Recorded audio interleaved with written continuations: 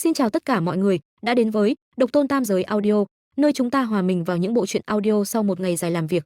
Nếu mọi người thấy hay, hãy để lại một lượt like và đăng ký kênh để có thể tiếp tục theo dõi chuyện. Xin cảm ơn mọi người. Bất hiếu nghịch tử, ngươi dám làm loạn hậu cung, Huyền võ vệ ở đâu, cho trẫm cầm xuống.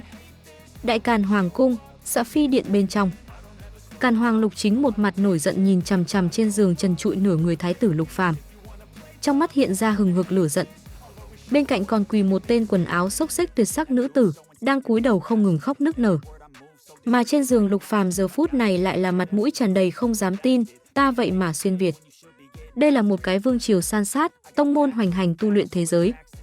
Từ 9 đại thần châu cùng vô tận chi hải cùng vô số lớn nhỏ hòn đảo xây dựng mà thành. Cường giả phi thiên độn địa, nắm giữ đại quyền sinh sát. Người yếu mệnh như con kiến hôi, chỉ có bị nô dịch phần.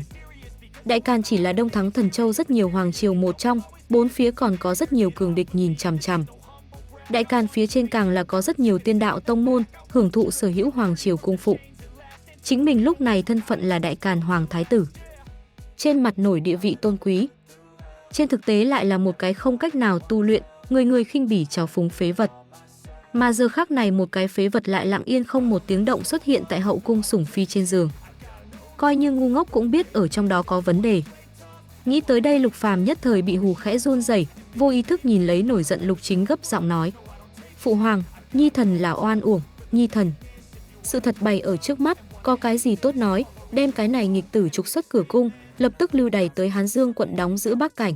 Vâng, nhận được mệnh lệnh hai tên huyền võ vệ trực tiếp áp lấy không ngừng giãy giụa Lục Phàm rời đi đại điện. Mà Lục Chính trên mặt nổi giận thần sắc cũng tại lúc này trong nháy mắt biến mất, nhìn lấy quỳ trên mặt đất Dạ Phi thản nhiên nói: "Hậu cung không được tham chính, càng không được tham dự đoạt đích chi tranh, quả nhân đạo mệnh lệnh này ngươi có nhớ?" Bệ hạ tham mạng, thần thiếp cũng là bị buộc, giết. Băng Lãnh hờ hững phun ra một chữ, Lục Chính cũng không quay đầu lại rời đi Dạ Phi điện. Kéo kẹt, thú xa trong xe một bên, Lục Phàm cúi đầu than thở, khắp khuôn mặt là biệt khuất thần sắc. Mà nó, bắt đầu liền bị giáng chức, lão tử xem như thảm nhất xuyên Việt giả đi. Đang lúc hắn biệt khuất đậu đen rau muống lúc, trong đầu một bên đột nhiên vang lên hai âm thanh. Đinh, đế hoàng triệu hoán hệ thống bắt đầu khởi động. Đinh, đế hoàng triệu hoán hệ thống khởi động thành công, đưa tặng ký chủ tân thủ đại lễ bao một cái. Đột nhiên xuất hiện thanh âm đem Lục Phàm giật nảy mình. Nhưng rất nhanh hắn thì kịp phản ứng, trên mặt lập tức hiện ra cuồng vui thần sắc. Hệ thống, quả nhiên là sẽ chỉ đến trễ, nhưng tuyệt đối sẽ không vắng mặt, cái này xem như ổn. Hệ thống, giới thiệu một chút chính mình. Bản hệ thống là đế hoàng triệu hoán hệ thống, có thể triệu hồi ra chư thiên vạn giới cường giả vì ký chủ sử dụng. Ghi chú, mỗi tháng có thể đạt được một tấm sơ cấp triệu hoán thẻ, ngoài định mức triệu hoán thẻ có thể thông qua hệ thống nhiệm vụ đến thu hoạch được. Triệu hoán quy tắc rất đơn giản, Lục Phàm trực tiếp dây hiểu. Không có lãng phí thời gian, hắn không kịp chờ đợi trong lòng nói: "Hệ thống, mở ra tân thủ đại lễ bao." Đinh, tân thủ đại lễ bao đã mở ra, chúc mừng ký chủ thu hoạch được 10 cái sơ cấp triệu hoán thẻ, thần cấp tẩy tủy đan một viên, tạo hóa kinh. T. Bắt đầu cứ như vậy ngang tàng, hệ thống, ngươi xác định chính mình là triệu hoán hệ thống mà không phải thần hào hệ thống sao? Lục Phàm bị hệ thống đại thủ bút cho chấn kinh. Kiếp trước những cái kia trong tiểu thuyết một bên hệ thống đều keo kiệt móc tìn, nhìn lấy cũng làm người ta rất khó chịu. Chính mình hệ thống này thì ngưu bức. Tới không nói hai lời, trực tiếp cho mình đưa tặng một đợt 10 liên triệu hoán phần món ăn. Quả thực quá sung sướng. Không có chút gì do dự, Lục Phàm tiếp tục nói: "Hệ thống, sử dụng 10 cái sơ cấp triệu hoán thẻ." Đinh, triệu hoán thẻ sử dụng thành công, chúc mừng ký chủ triệu hoán đến Phi Hùng Thần Hầu, Khương Thượng. Đinh, triệu hoán thẻ sử dụng thành công, chúc mừng ký chủ triệu hoán đến Pháp Gia Tông Sư, Lý Tư. Đinh, triệu hoán thẻ sử dụng thành công, chúc mừng ký chủ triệu hoán đến Tả Võ Đại Tướng, Tần Quỳnh. Đinh, triệu hoán thẻ sử dụng thành công, chúc mừng ký chủ triệu hoán đến Lãnh Diện Thương Thần, La Thành. Theo từng đạo triệu hoán thành công thanh âm nhắc nhở vang lên, Lục Phàm cả người đều tê. Khương Thượng, Lý Tư, La Thành. Cái này đều là kiếp trước trong lịch sử tiếng tăm lừng lẫy yêu nghiệt mưu sĩ cùng đỉnh cấp võ tướng. Lúc này đúng là tất cả đều bị chính mình cho triệu hoán đi ra. Hệ thống này, có ít đồ à. Đinh, triệu hoán thẻ sử dụng thành công, chúc mừng ký chủ triệu hoán đến Phi Hổ Thần Tướng, Lý Tồn Hiếu. Theo cái này sau cùng một đạo triệu hoán thanh âm nhắc nhở vang lên, Lục Phàm nhất thời hít sâu một hơi, T, vương bất quá bá, tướng bất quá lý. Đây chính là cùng bá vương hạng vũ nổi danh siêu cấp mãnh tướng, không nghĩ tới cũng bị chính mình cho triệu hoán đi ra. Lúc này hệ thống giả thuyết màn sáng tự động xuất hiện, bên trên hiện ra Lý Tồn Hiếu tin tức cặn kẽ. Tính danh: Lý Tồn Hiếu. Lai lịch: bất lương nhân thế giới. Xưng hào: thiên hạ đệ nhất lực sĩ, thập tam thái bảo. Công pháp: Chí thánh cản khôn công. Tu vi: ngưng hồn cảnh cửu trọng đỉnh phong. Pháp bảo: vô song tử kim quyền sáo, vũ vương sóc, chưa giải khóa. Đặc thù thuộc tính: nổi giận lúc thu hoạch được chiến lực tăng thêm, tề tụ thập tam thái bảo có thể lần nữa thu hoạch được chiến lực tăng lên, đồng thời thu hoạch được quần thể tính chiến trận gia trì. Liếc một chút xem hết Lý Tồn Hiếu tin tức cặn kẽ, Lục Phàm không khỏi mặt lộ vẻ kinh ngạc. Hệ thống, thế nào lại là bất lương nhân thế giới Lý Tồn Hiếu? Đinh, cùng một anh hùng ưu tiên lựa chọn mạnh nhất thân phận, đồng thời sẽ dung hợp cái khác bình hành thế giới ưu điểm sở trường. Thì ra là thế. Trách không được pháp bảo cái kia một cột không chỉ có vô song tử kim quyền sáo, còn có vũ vương sóc. Mà lại tu vi cũng đạt tới ngưng hồn cảnh cửu trọng đỉnh phong. Cái này thế giới hệ thống tu luyện bị chia làm 15 cái đại cảnh giới, theo thứ tự là đoán thể cảnh, luyện khí cảnh, ngưng nguyên cảnh, linh hải cảnh, chân đan cảnh, ngưng hồn cảnh, luyện thần cảnh, phân thần cảnh, động hư cảnh, khuy đạo cảnh, toái không cảnh, quy nhất cảnh, độ kiếp cảnh, hư tiên cảnh, địa tiên cảnh. Mỗi cái đại cảnh giới lại phân làm 9 cái cảnh giới nhỏ, tu luyện đẳng cấp rõ ràng. Chính mình cái kia tiện nghi phụ hoàng trên mặt nổi tu vi cũng bất quá là ngưng hồn cảnh lục trọng thôi. Mà Lý Tồn Hiếu lại là ngưng hồn cảnh cửu trọng. Đang lúc Lục Phàm hưng phấn vô cùng lúc, thú xa đột nhiên dừng lại, một đạo âm u thấm thanh âm của người theo ở ngoài thùng xe truyền đến. Kiệt, thái tử điện hạ, đến chỗ rồi, xin ngài xuống xe đi. Cắt. Đang ở vào hưng phấn trạng thái Lục Phàm bị đạo này âm trầm thanh âm cho giật mình tỉnh lại. Tình huống như thế nào? Thanh âm này tựa hồ có chút không bình thường a. Mang lòng tràn đầy nghi hoặc, Lục Phàm trực tiếp đi vào ở ngoài thùng xe một bên hướng nhìn bốn phía. Chỉ là nhìn thoáng qua, Lục Phàm trong nháy mắt không bình tĩnh. Mà nó, lão tử đều bị hãm hại lưu đày, còn mẹ nó không buông tha lão tử. Chỉ thấy nguyên bản hộ tống hắn hơn 10 người hộ vệ không biết cái gì thời điểm tất cả đều đổi thành hắn kẻ không quen biết. Mà cái này 10 cái lạ lẫm ra hỏa chính là một mặt khinh thường cười lạnh nhìn lấy hắn, như cùng ở tại nhìn một người chết. Âm thầm chửi mắng một tiếng, Lục Phàm vội vàng trong lòng nói, hệ thống, triệu hoán cường giả ở đâu? Đinh, sở hữu triệu hoán nhân vật đều bị thiết trí bản thổ trí nhớ, ở vào khu vực khác nhau, sẽ ở trong vòng 3 ngày lần lượt xin vào. Chó hệ thống, chơi lão tử đâu? Lúc này chính mình thì gặp phải sinh tử cục, chỗ nào có thể chờ đến ở 3 ngày thời gian. Chẳng lẽ lại chờ bọn hắn tới cho mình nhặt xác à? Đinh, triệu hoán nhân vật Tần Quỳnh ngay tại chạy đến, sau 5 phút liền có thể đến, mời ký chủ kiên nhẫn chờ đợi. Đạt được câu trả lời này, Lục Phàm miễn cưỡng thở dài một hơi, nhưng sắc mặt vẫn là vô cùng ngưng trọng. 5 phút đồng hồ thời gian không lâu lắm, nhưng là cũng không tính ngắn, chỉ có thể nghĩ biện pháp trì hoãn thời gian. Nghĩ tới đây, Lục Phàm cố nén khẩn trương hoảng sợ nhìn về phía mười mấy người này, bên trong cầm đầu một tên trung niên nam tử, các người là ai? Kiệt, chúng ta là ai? Tự nhiên là đến đưa thái tử điện hạ lên đường người. Trung niên nam tử mặt mũi tràn đầy trêu tức, không có chút nào đem Lục Phàm cái này đại càn thái tử để vào mắt. Lục Phàm nghe vậy nhất thời nhịn không được tâm lý chửi mẹ. Còn thật bị chính mình đoán đúng rồi. Cũng không biết bọn gia hỏa này thuộc về phương nào người Mã. Là nhị đệ Ninh Vương, vẫn là tam đệ Dự Vương, cũng hoặc là tứ đệ Tề Vương cùng ngũ đệ Ngụy Vương. Đến mức mặt khác 9 cái tiện nghi đệ đệ cùng 6 cái tiện nghi muội muội trực tiếp bị hắn làm như không thấy. Bởi vì bây giờ chỉ có cái này 4 cái đã phong vương đệ đệ mới có tư cách tham dự đoạt đích chi tranh. Trong lúc suy tư, Lục Phàm cố nén biệt khuất tức giận cùng hoảng sợ, nhìn lấy cái này hơn 10 người sát thủ trầm giọng nói: "Bản vương thế nhưng là đại càn thái tử, các ngươi có suy nghĩ hay không qua giết bản vương sẽ sinh ra hậu quả gì? Thôi đi, ngươi bất quá là cái." Không sai, bản vương đích thật là cái không cách nào tu luyện phế vật, nhưng bản vương thái tử thân phận bày ở chỗ này. Giết bản vương tất nhiên sẽ để phụ hoàng tức giận, nhất định sẽ tra rõ việc này, đến lúc đó các ngươi cảm thấy mình có thể chạy thoát sao? Nói xong không chờ bọn họ phản bác, Lục Phàm liền khinh thường cười một tiếng tiếp tục nói: "Đừng nghĩ đến các ngươi người đứng phía sau sẽ bảo vệ ngươi nhóm, ngược lại, hắn nhất định sẽ trừ rơi các ngươi. Bởi vì hắn tuyệt đối sẽ không cho phép việc này tiết lộ ra ngoài, chỗ lấy các ngươi hẳn phải chết không nghi ngờ, chỉ có các ngươi chết rồi mới có thể không có chứng cứ." Những lời này Lục Phàm nói leng keng có lực, nói năng có khí phách. Nguyên bản mặt mũi tràn đầy khinh thường trào phúng hơn 10 người sát thủ giờ phút này cũng là sắc mặt khó nhìn lên. Những lời này đâm trúng bọn họ xương sườn mềm. Bởi vì bọn hắn biết Lục Phàm cũng không có nói sai, phía sau bọn họ người nhất định sẽ làm như vậy. Trước đó bọn họ có không ít huynh đệ thay vị kia xong xuôi tạng sự tình về sau thì mạc danh kỳ diệu mất tích. Bọn họ cũng có chỗ suy đoán, chỉ là không dám nói xong.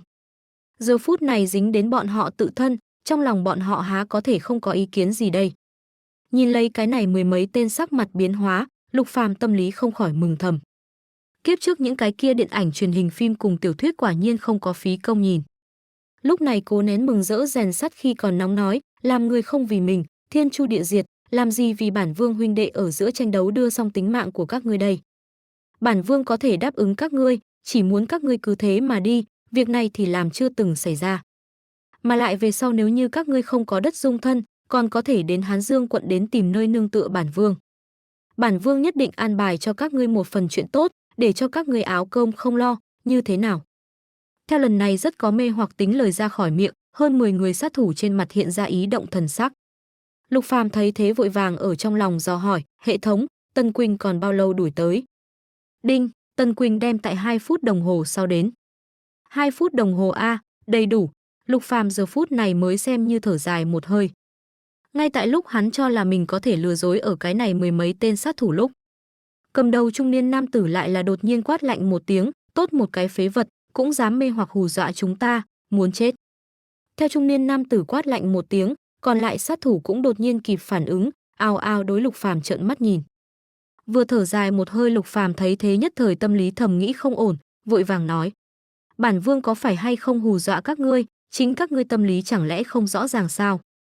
Nghe bản vương một lời khuyên, tranh thủ thời gian rời xa chỗ thị phi này, vĩnh viễn không muốn trở về vương đô.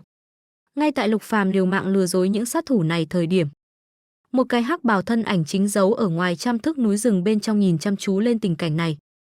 Chỉ thấy hắc bào bóng người mày nhăn lại, trong mắt tràn đầy cổ quái nghi hoặc thần sắc. Thái tử điện hạ thời khắc này biểu hiện cùng trước kia hoàn toàn khác biệt, chẳng lẽ trước đó hắn là tại giấu rốt? Ngay tại hắn nhíu mày suy tư thời điểm, một đạo kình phong đột nhiên từ phía sau đánh tới. Phát giác được sau lưng dị dạng, hắc bào tu sĩ sắc mặt kịch biến, lúc này liền muốn phi thân né tránh. Thế mà không chờ hắn có hành động, liền cảm giác cái ót đau đớn một hồi, tiếp lấy mắt tối sầm lại tê liệt trên mặt đất không có động tĩnh. Ngay tại hắc bào tu sĩ bị người đánh ngất xỉu thời điểm, hệ thống nhắc nhở âm thanh tùy theo tại Lục Phàm trong đầu vang lên. Đinh, triệu hóa nhân vật Tần Quỳnh đã đuổi tới, tùy thời có thể xuất hiện. Nghe được thanh âm nhắc nhở, Lục Phàm mặt lộ vẻ cuồng hỉ, vô ý thức hướng về tả hữu nhìn bốn phía. Chỉ bất quá hắn cũng không nhìn thấy Tần Quỳnh ở nơi nào. Mà cầm đầu trung niên sát thủ nhìn đến Lục Phàm một mặt mừng như điên bộ dáng, nhất thời phát giác được không ổn.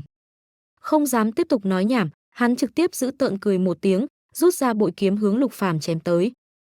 Đáng chết phế vật, hôm nay coi như miệng ngươi nôn liên hoa, cũng phải cho lão tử chết. Xoát, mắt thấy hàn quang lấp lóe trường kiếm hướng chính mình chém tới, Lục Phàm nhất thời hoảng rồi, vội vàng hô lớn: "Tần Quỳnh ở đâu?" "Ha ha ha, hôm nay ngươi kêu người nào cũng vô dụng, cho ra đi." Siêu, trung niên sát thủ càn rỡ tiếng cười to còn chưa rơi xuống, liền bị một đạo tiếng xé gió đánh gãy. Chỉ thấy một thanh kim quang lấp lóe 4 tấc kim cương giản trực tiếp theo ngoài trăm thước núi rừng bên trong bay vụt mà đến. Phốc phốc, trung niên sát thủ chớp liên tục cơ hội trốn đều không có, liền trực tiếp bị bay vụt mà đến kim cương giản động đâm thủng ngực. Tại to lớn trùng kích lực dưới, trung niên sát thủ trực tiếp bay ngược ra 7-8 mét mới đập ngã trên mặt đất.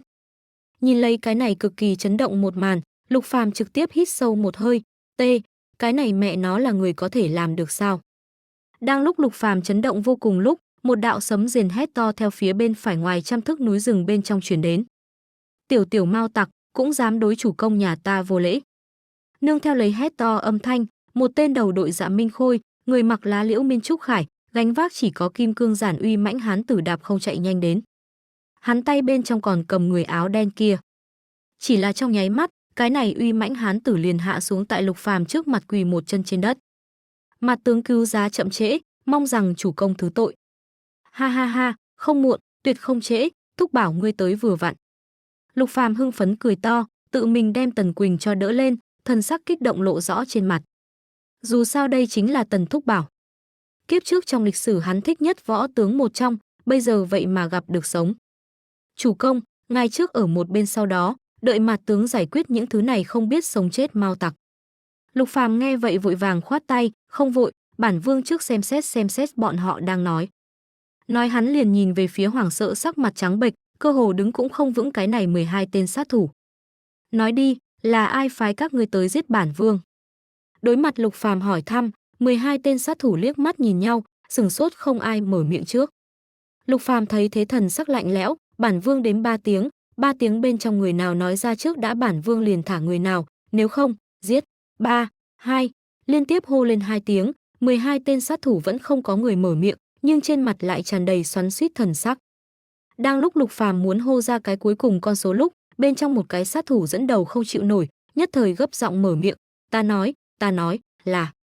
Thì ở tên này sát thủ muốn mở miệng nói ra chủ sử sau màn lúc, bên cạnh sát thủ đột nhiên xuất ra MOT cây đoàn kiếm phát động công kích.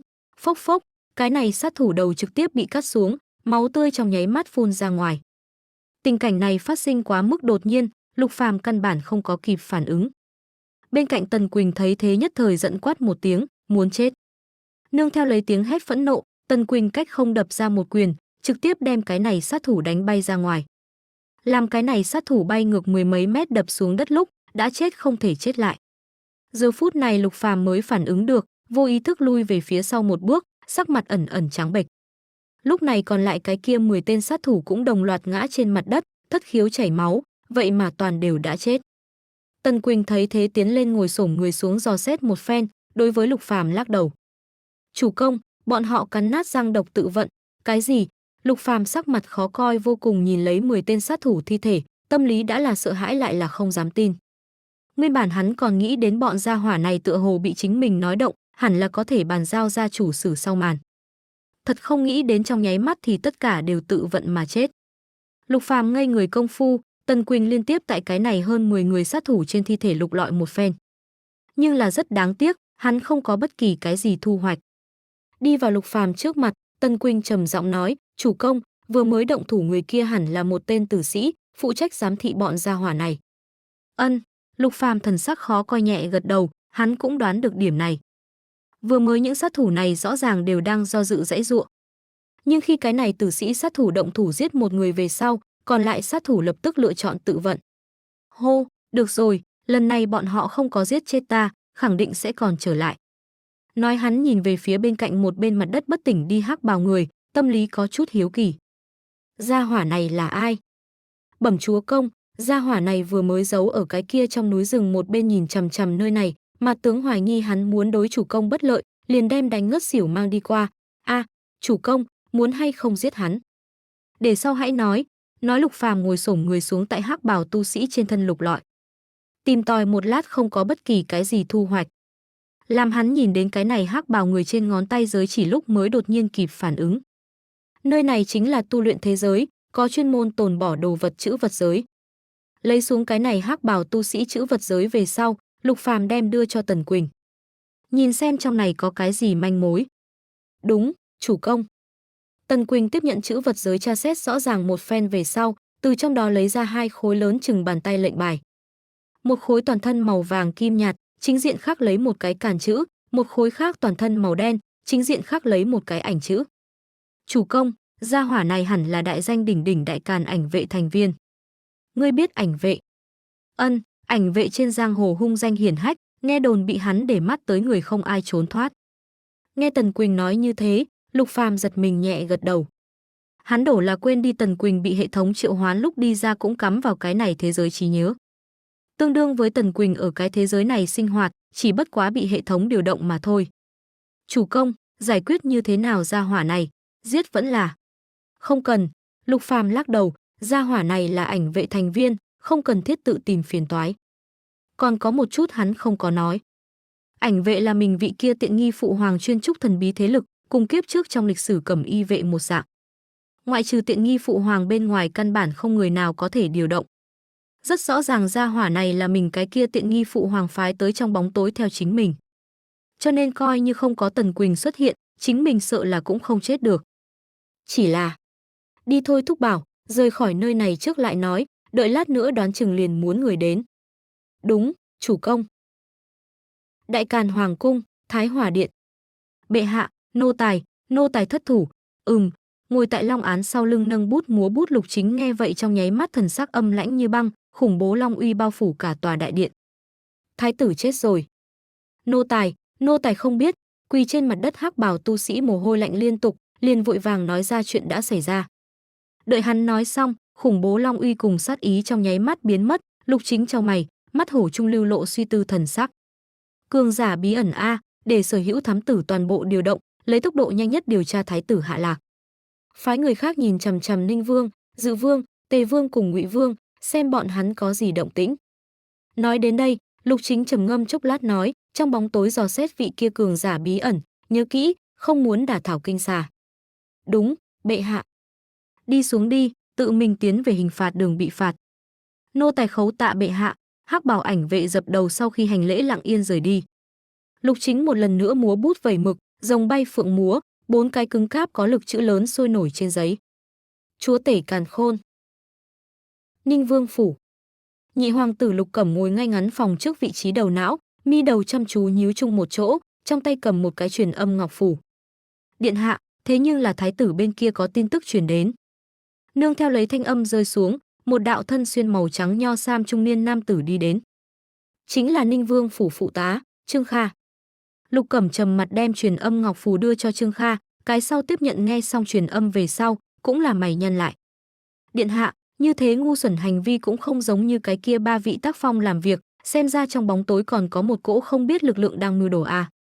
Lục Cẩm nghe vậy hít sâu một hơi nói, tiên sinh, vậy kế tiếp kế hoạch của chúng ta bình thường tiến hành vẫn là. Điện hạ, hạ lệnh làm cho tất cả mọi người trở về đi, việc này tiếp tục nữa đã không có ý nghĩa. Trương Kha lắc đầu nói, một cái phế vật mà thôi, còn sống lại có thể thế nào đâu.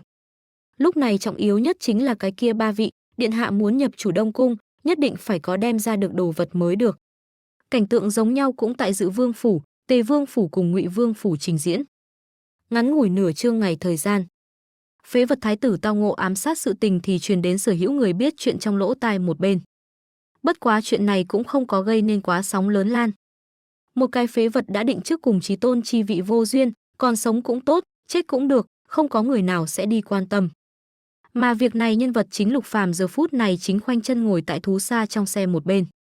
Cả người bị tản ra tanh hôi màu đen tạp chất bao vây, như là mặc vào một tầng thật mỏng giáp mềm màu đen. Khống chế thú xa Tần Quỳnh đối mặt như thế tanh hôi, cũng là nín sắc mặt đỏ lên, không thể không dùng linh lực phong bế mũi miệng của chính mình. Đinh, chúc mừng ký chủ đột phá luyện khí cảnh ngũ trọng. Đinh, ký chủ lần đầu đột phá, thu hoạch được đột phá đại lễ bao một cái, đã cấp cho đến hệ thống thương khố. Liên tiếp 2 đạo thanh âm nhắc nhở đem Lục Phàm giật mình tỉnh lại, hai mắt chậm rãi mở ra. Vừa mở hai mắt ra, không cách nào nói rõ tanh hôi trong nháy mắt bao phủ xoang mũi, Lục Phàm trực tiếp nhịn không được nôn phun ra, ào ào ào. Thanh tịnh mặt sông tóe lên mảng lớn bọt nước, Lục Phàm theo trong nước chui ra, thông khoái cười ha ha. Ha ha ha ha, thoải mái. Tẩy gân phạt tủy trước đó hắn cảm giác thân thể của mình vô cùng trầm trọng, giống như gánh vác lấy gánh nặng ngàn cân. Nhưng bây giờ hắn cảm giác toàn thân nhẹ nhàng thông thấu, dường như có dùng không hết lực lượng một dạng. Hệ thống, tra nhìn tin tức của ta mặt bảng. Ký chủ, Lục Phàm. Tu vi, luyện khí cảnh ngũ trọng. Tích phân, không. Công pháp, tạo hóa kinh. Thần thông, bí thuật, không. Võ kỹ, không. Pháp bảo, không. Thú sủng, không. Triệu hóa nhân vật, Khương Thượng, Lý Tư, Phí Y, Tần Quỳnh, La Thành, Lý Tồn Hiếu, Đoạn Quýnh, Vương Hồn, Hạ Hầu Uy, Hướng Sủng. Triệu hoán binh đoàn, không. Nhiệm vụ, không. Thương thành, chưa mở ra. Thương khố, đột phá đại lễ bao một cái. Nhìn lấy tội nghiệp thông tin cá nhân mặt bảng, Lục Phàm nhịn không được khóe miệng giật một cái. Hiện tại thật đúng là một nghèo hai trắng a. Bất quá làm hắn nhìn đến triệu hóa nhân vật cái kia một cột 10 cái tên lúc, lại biến lòng tin tràn đầy. Tạm thời một nghèo hai trắng lại như thế nào, có cái này 10 vị đỉnh cấp văn thần võ tướng, cái kia cửu ngũ chí tôn vị trí ta còn không thể không làm. Lúc này Tần Quỳnh trong tay cầm một bộ hoàn toàn mới xa hoa trường bào đi tới. Lục Phàm mặc vào hoàn toàn mới trường bào nhìn về phía mặt nước, bất ngờ nhìn đến một cái mày kiếm mắt sáng thiếu niên tuấn mỹ. Nhìn chăm chú lên trong nước thiếu niên, Lục Phàm khóe miệng hơi vểnh, quay người hướng về thú xa đi đến. Đi thôi, tiếp tục đi đường, tranh thủ sớm ngày đến Hán Dương quận. Vâng. Hệ thống, mở ra đột phá đại lễ bao. Thú xa trong xe một bên, Lục Phàm ngồi xếp bằng, trong mắt hiện ra chờ mong thần sắc. Lúc này chính mình ngoại trừ 10 vị triệu hoán đi ra văn thần võ tướng bên ngoài, hoàn toàn là không có gì cả. Bằng vào Tần Quỳnh, Lý Tồn Hiếu bọn người ở tại vô cùng phức tạp Bắc cảnh lập có thể đủ. Nhưng là muốn ngồi vững vàng quận thủ vị trí, thậm chí là triệt để nắm giữ Bắc cảnh, vậy liền không dễ dàng. Bây giờ chính mình không có cái khác bất luận cái gì ỷ vào, chỉ có thể gửi hy vọng ở hệ thống. Đinh, đột phá đại lễ bao đã mở ra, chúc mừng ký chủ thu hoạch được sơ cấp binh chủng triệu hoán thẻ 1 tấm. Tùy tiên nhưỡng cách điều chế, thất tinh tuyệt sát trận bàn, huyền linh đan 50 viên, linh nguyên đan 10 viên, hạ phẩm linh thạch 1 vạn khối. Sơ cấp binh chủng triệu hoán thẻ có thể tùy cơ triệu hồi ra chư thiên vạn giới cường đại binh chủng quân đoàn. Tùy tiên nhưỡng cách điều chế có thể sản xuất ra thất phẩm linh tử tùy tiên nhưỡng. Thất tinh tuyệt sát trận bàn, lục phẩm trận bàn, ghi chú, rót vào linh lực có thể kích hoạt trận bàn bên trong thất tinh tuyệt sát trận, hoàn toàn thụ ký chủ khống chế. Huyền linh đan, tam phẩm đan dược, ghi chú, thích hợp với ngưng nguyên cảnh cùng với phía dưới tu sĩ phục dụng, có thể đạt được tùy cơ đột phá. Linh nguyên đan, ngũ phẩm đan dược, ghi chú, thích hợp với chân đan cảnh cùng với phía dưới tu sĩ phục dụng, có thể đạt được tùy cơ đột phá. Hệ thống nhắc nhở âm thanh vang lên đồng thời, hệ thống màn sáng tự động xuất hiện. Nhìn lấy màn sáng phía trên nên tin tức, Lục Phàm song quyền nắm chặt, sắc mặt kích động đỏ lên. Hệ thống ngưu bức. Lúc này chính mình thiếu thốn nhất có 3 loại, một cái là tình báo, một cái là binh lực, một cái khác dĩ nhiên chính là tài phú. Muốn nắm giữ Bắc cảnh, thậm chí là mưu đồ cái kia cửu ngũ chi vị, cái này 3 loại thiếu một thứ cũng không được. Bây giờ hệ thống lập tức cho hắn giải quyết hai cái làm phức tạp. Đinh, phải chăng sử dụng sơ cấp binh chủng triệu hoán thẻ? Sử dụng đinh, sơ cấp binh chủng triệu hoán thẻ sử dụng thành công, chúc mừng ký chủ triệu hoán đến Hoàng Kim Hỏa Kỵ binh. T. Hoàng Kim Hỏa Kỵ binh, hệ thống, ngươi xác định là Hoàng Kim Hỏa Kỵ binh sao? Đối với cái này binh chủng, hắn có thể thực sự quá quen thuộc.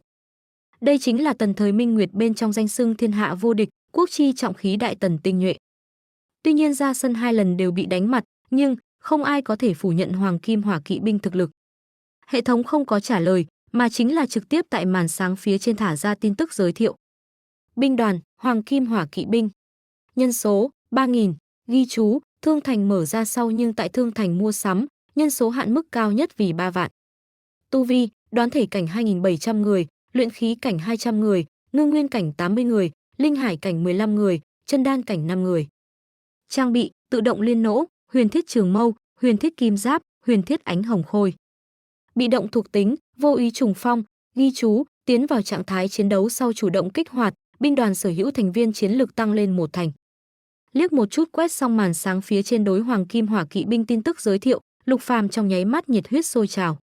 Hệ thống, những thứ này Hoàng Kim Hỏa Kỵ binh hiện ở nơi nào? Đinh, tạm thời tồn tại ở hệ thống không gian, ký chủ có thể tùy thời lựa chọn đưa lên địa điểm. Đinh, phải chăng ở chỗ này đưa lên? Ném, được rồi, trước không đưa lên. Lục Phàm cố nén kích động lựa chọn cự tuyệt. Lúc này chính mình còn chưa tới Đạt Hán Dương quận, một đường lên không biết có bao nhiêu người nhìn mình chằm chằm đây. Giờ phút này để Hoàng Kim Hỏa Kỵ binh xuất hiện quá mức đáng chú ý. Lúc này trọng yếu nhất vẫn là tăng cao tu vi, đến mức cái khác, chậm rãi mưu đồ là được, không nhất thời vội vã. Suy tư một phen, Lục Phàm theo hệ thống thương khố bên trong xuất ra vừa mới lấy được huyền linh đan bắt đầu nuốt luyện hóa. Đại Càn Hoàng cung, Thái Hòa điện. Bệ hạ, thái tử bình yên vô sự, bất quá bên người nhiều một tên lạ lẫm hộ vệ, tạm thời còn chưa điều tra rõ kỳ lai lịch. Lạ lẫm hộ vệ, Lục Chính thả ra trong tay tấu chương nói, tu vi như thế nào? Tu vi không biết. Lục Chính khẽ nhíu mày, quỳ trên mặt đất ảnh vệ vội vàng giải thích nói. Tên hộ vệ kia vô cùng cảnh giác, ảnh vệ lo lắng áp sát quá gần sẽ khiến phát giác, cho nên Ninh Vương bọn họ có thể có động tác gì? Bẩm bệ hạ, Ninh Vương phủ hành quân lặng lẽ triệu hồi tất cả nhân mã, Dự Vương phủ cùng Tề Vương phủ người cũng không động tĩnh, bất quá Ngụy Vương phủ người cùng Huyền Dương Tông từng có tiếp xúc. Theo Huyền Dương Tông 3 chữ lối ra, Lục Chính sắc mặt trong nháy mắt âm lãnh xuống tới, trong mắt hàn quang lấp lóe. Huyền Dương Tông, cho trẫm gắt gao nhìn chằm chằm Ngụy Vương phủ cùng Huyền Dương Tông, mặt khác nghiêm mật giám thị Bình Dương Vương động tác. Vâng, lui cái này ảnh vệ phó thủ lĩnh. Lục Chính âm lãnh sắc mặt khôi phục bình thường, cầm lấy trước mặt ngọc giản thản nhiên nói: đi dò tra thái tử bên người cái kia hộ vệ nội tình. Tiếng nói vừa ra, một đạo nhỏ bé không thể nhận ra tiếng bước chân lặng yên rời đi Thái Hòa điện. Một bên khác, Phượng Dương Các. Trưởng công chúa Lục Lam trong tay cầm một khối truyền âm ngọc bài, trên ngọc bài hiện lên 4 chữ: Thái tử an hảo. Nhìn lấy trên ngọc bài 4 chữ này, Lục Lam nỗi lòng lo lắng cuối cùng là để xuống, ánh mắt nhìn ngoài cửa sổ lẩm bẩm nói: Ca ca, Lam Nhi nhất định sẽ không để cho ngươi có việc, người nào muốn ngươi chết, ta liền giết ai, dù là giết sạch thiên hạ. Tự nói âm thanh rơi xuống, Lục Lam hít sâu một hơi, một lần nữa cầm lấy truyền âm ngọc bài phát ra một đạo tin tức. Tin tức phát ra, trong tay nàng dùng lực, truyền âm ngọc bài trong nháy mắt vỡ vụn, ngưng nguyên cảnh cửu trọng đỉnh phong khí tức chợt lóe lên. Sau một khắc, nàng lần nữa biến thành cái kia xuất thân thấp hèn, mặc người khi nhục phế vật trưởng công chúa. Hoàng đô phát sinh hết thảy Lục Phàm cũng không hiểu biết. Giờ phút này hắn chính khoanh chân ngồi tại trong xe luyện hóa đan dược tăng cao tu vi, bật hách một dạng tốc độ tăng lên để hắn toàn thân sảng khoái. Nhưng mà đúng vào lúc này, thú xa đột nhiên dừng lại, hơn 10 đạo tiếng xé gió đồng loạt chuyển đến, siêu. Dày đặc tiếng xé gió đem Lục Phàm theo trạng thái tu luyện giật mình tỉnh lại, sắc mặt xoát một chút biến đến âm trầm vô cùng. Không dứt đến, còn thật đem bản vương làm thành quả hồng mềm, hừ. Giờ phút này có Tần Quỳnh vị này tuyệt thế chiến tướng ở bên người, còn có tùy thời có thể đưa lên hoàng kim hỏa kỵ binh. Cho nên hắn chẳng sợ hãi, chỉ có hừng hực lửa giận cùng sát ý. Đi ra thùng xe, chỉ thấy Tần Quỳnh tay cầm song khay ngạo nghễ mà đứng, dưới chân tán lạc mấy chục mũi tên nhọn. Mũi tên từ tinh thiết đoán tạo, lóe ra màu xanh thăm thẳm u quang, hiển nhiên là ngâm độc chi kiếm. Thúc bảo, có thể không thể giết bọn gia hỏa này. Chủ công, bọn gia hỏa này không đáng để lo, chỉ là mà tướng lo lắng bọn họ điệu hổ ly sơn. Lời này vừa nói ra, Lục Phàm nắm chặt song quyền, tâm lý sát ý nảy sinh, lửa giận ngút trời. Hừ, thật đúng là để mắt bản vương cái phế vật này. Đầu tiên là hơn 10 người sát thủ thay đổi chính mình đi theo thị vệ, tiếp lấy lại là âm thầm những thứ này cung tiễn thủ cùng tử sĩ. Xem ra muốn chính mình chết người không phải bình thường nhiều. Đang lúc Lục Phàm như thế suy tư lúc, lại là lít nha lít nhít mấy trăm đạo mũi tên theo hai bên trái phải núi rừng bên trong bắn ra. Chủ công cẩn thận. Tần Quỳnh hô to một tiếng, trong tay song khay không ngừng huy động, đem lít nha lít nhít mũi tên tất cả đều cản lại. Nhìn lấy tình cảnh này, Lục Phàm tâm lý lửa giận càng sâu, sát ý cơ hồ nồng đậm thành thực chất. Trong bóng tối người là muốn đem chính mình kéo ở chỗ này. Như là tiếp tục nữa, sợ là sẽ phải có càng lớn hung hiểm, nhất định phải tốc chiến tốc thắng. Nghĩ tới đây, Lục Phàm lúc này liền muốn đưa lên hoàng kim hỏa kỵ binh lá bài tẩy này. Nhưng mà đúng vào lúc này, một đạo như tiếng sấm tiếng giống giận dữ từ phía trước truyền đến. Đáng chết tặc tử, dám can đảm thương tổn chủ công nhà ta, để mạng lại. Nương theo lấy tiếng giống giận dữ, một tên thân hình tráng kiện, tay cầm trường thương trung niên hán tử dục ngựa chạy nhanh đến. Quát to một tiếng trong nháy mắt hấp dẫn chú ý của mọi người. Tần Quỳnh mặt mũi tràn đầy cảnh giác đề phòng, Lục Phàm thì là hưng phấn cuồng hỉ, vội vàng ở trong lòng hỏi: hệ thống, người này là ai? Đinh, nhân vật này vì triệu hồi anh hùng Hạ Hầu Uy. Tính thông danh Hạ Hầu Uy. Lai lịch thần thoại Tam Quốc thế giới. Xưng hào Hạ Hầu Tứ Kiệt. Công pháp Huyền Âm Quyết. Tu vi chân đan cảnh cửu trọng đỉnh phong. Pháp bảo Thủy Hỏa Đoạt Hồn Thương. Đặc thù thuộc tính, ngộ nước thì mạnh, ngộ hỏa thì cương, tại thủy hỏa trong hoàn cảnh chiến lực tăng lên 30%. Ghi chú, tề tụ Hạ Hầu Tứ Kiệt có thể ngoài định mức phát động chiến lực tăng thêm. Liếc một chút quét xong Hạ Hầu Uy tin tức giới thiệu, Lục Phàm nhất thời mắt bốc lửa. Vị này tại Tam Quốc thế giới bên trong tên không nổi danh, không so được Quan Trương Lữ Bố bọn người. Nhưng là không có nghĩa là hắn thì rất yếu, nếu không sao lại có Hạ Hầu Tứ Kiệt danh hào. Mặt khác hắn lão tử Hạ Hầu Uyên cũng không đơn giản, không chỉ có là bát hổ tướng một trong, vẫn là Tào Tháo em rể. Bị Tào Tháo đánh giá vì hổ bộ quan hữu, sở hướng chưa từng có. Ngay tại Lục Phàm nhìn lấy Hạ Hầu Uy tin tức giới thiệu lúc, dục ngựa mà đến Hạ Hầu Uy theo trên lưng ngựa nhảy lên một cái, tay cầm Thủy Hỏa Đoạt Hồn Thương hướng về bên trái sơn lâm giết đi vào. Lục Phàm thấy thế đóng lại hệ thống màn sáng, sát ý lẫm liệt đối với Tần Quỳnh phân phó nói: động thủ đi, lưu mấy cái người sống. Vâng. Tần Quỳnh giờ phút này cũng hiểu biết Hạ Hầu Uy là người một nhà, cho nên không có bất kỳ cố kỵ nào, thân hình lóe lên thẳng hướng phía bên phải sơn lâm. Hai bên trái phải núi rừng bên trong truyền đến từng đạo tiếng kêu thảm thiết, Lục Phàm sắc mặt âm lãnh như băng, không có chút nào hoảng sợ. Bởi vì đây cũng là giới này quy củ, mạnh được yếu thua, thực lực vi tôn. Một lát sau, Hạ Hầu Uy cùng Tần Quỳnh đồng thời theo hai bên trái phải núi rừng bên trong bay lượn mà ra, trong tay mỗi người nắm lấy hai cái sát thủ áo đen. Phanh! Hai người đồng thời cầm trong tay nắm lấy sát thủ áo đen vứt trên mặt đất, tiếp lấy Hạ Hầu Uy liền quỳ một gối xuống tại Lục Phàm trước mặt, mặt mũi tràn đầy áy náy nói: "Mặt tướng cứu giá chậm trễ, mong rằng chủ công thứ tội." Giờ phút này Lục Phàm cũng tỉnh táo lại, lúc này cười nhạt đưa tay đem Hạ Hầu Uy đỡ lên. "Tuyệt không muộn, quý quyền ngươi tới vừa tốt, nếu không bản vương cùng Thúc Bảo sợ là muốn tốn nhiều sức lực, ha ha ha." Nói hắn liền chỉ hướng Tần Quỳnh nói: "Đây là Tần Quỳnh Tần Thúc Bảo, về sau bản vương an nguy nhưng là giao cho các ngươi." Tiếp lấy hắn lại đem Hạ Hầu Uy giới thiệu cho Tần Quỳnh, hai vị mãnh tướng liếc nhau đều là nở nụ cười. "Ha ha, Thúc Bảo huynh tu vi siêu phàm, mà tướng điểm ấy không quan trọng, tu vi ngược lại là bêu xấu." "Ha ha ha, quý quyền cũng không muốn tự coi nhẹ mình, ngươi chiêu này thương pháp cũng không yếu, về sau có cơ hội ngươi ta lẫn nhau lĩnh giáo mấy chiêu." Hai người đều là anh hùng hảo hán, lại đều là Lục Phàm hiệu lực, tự nhiên là cùng chung chí hướng. Lục Phàm thấy thế liền đem ánh mắt rơi vào cái này bốn cái người áo đen trên thân, trong mắt hung quang lấp lóe. "Nói đi, là ai phái các ngươi đến ám sát bản vương?" Cái này bốn người tu vi bị phế, miệng chúng độc, răng cũng bị Hạ Hầu Uy cùng Tần Quỳnh nhổ. Cho nên không cần lo lắng bọn họ sẽ tự sát. Đối mặt Lục Phàm chất vấn, ba tên người áo đen trực tiếp nhắm mắt chờ chết, không nói câu nào. Một tên khác người áo đen thì là thần sắc khinh thường nhìn chằm chằm Lục Phàm cười lạnh. "Hừ, phế vật, có gan liền giết ta nhóm, chúng ta sẽ ở Hoàng Tuyền lộ phía trên chờ ngươi." Nói xong liền hai mắt nhắm lại, cùng mặt khác ba cái người áo đen một dạng không lên tiếng nữa. Nhìn lấy nhắm mắt chờ chết cái này bốn cái người áo đen, Lục Phàm thần sắc âm trầm đi đến trong xe, một bên xuất ra một thanh tinh thiết trường kiếm. Một lần nữa trở về chỗ cũ về sau, hắn không chút do dự vung động trong tay tinh thiết trường kiếm chém xuống. Phốc phốc. Đinh, chém giết luyện khí cảnh cửu trọng tu sĩ, thu hoạch được 20 điểm tích phân.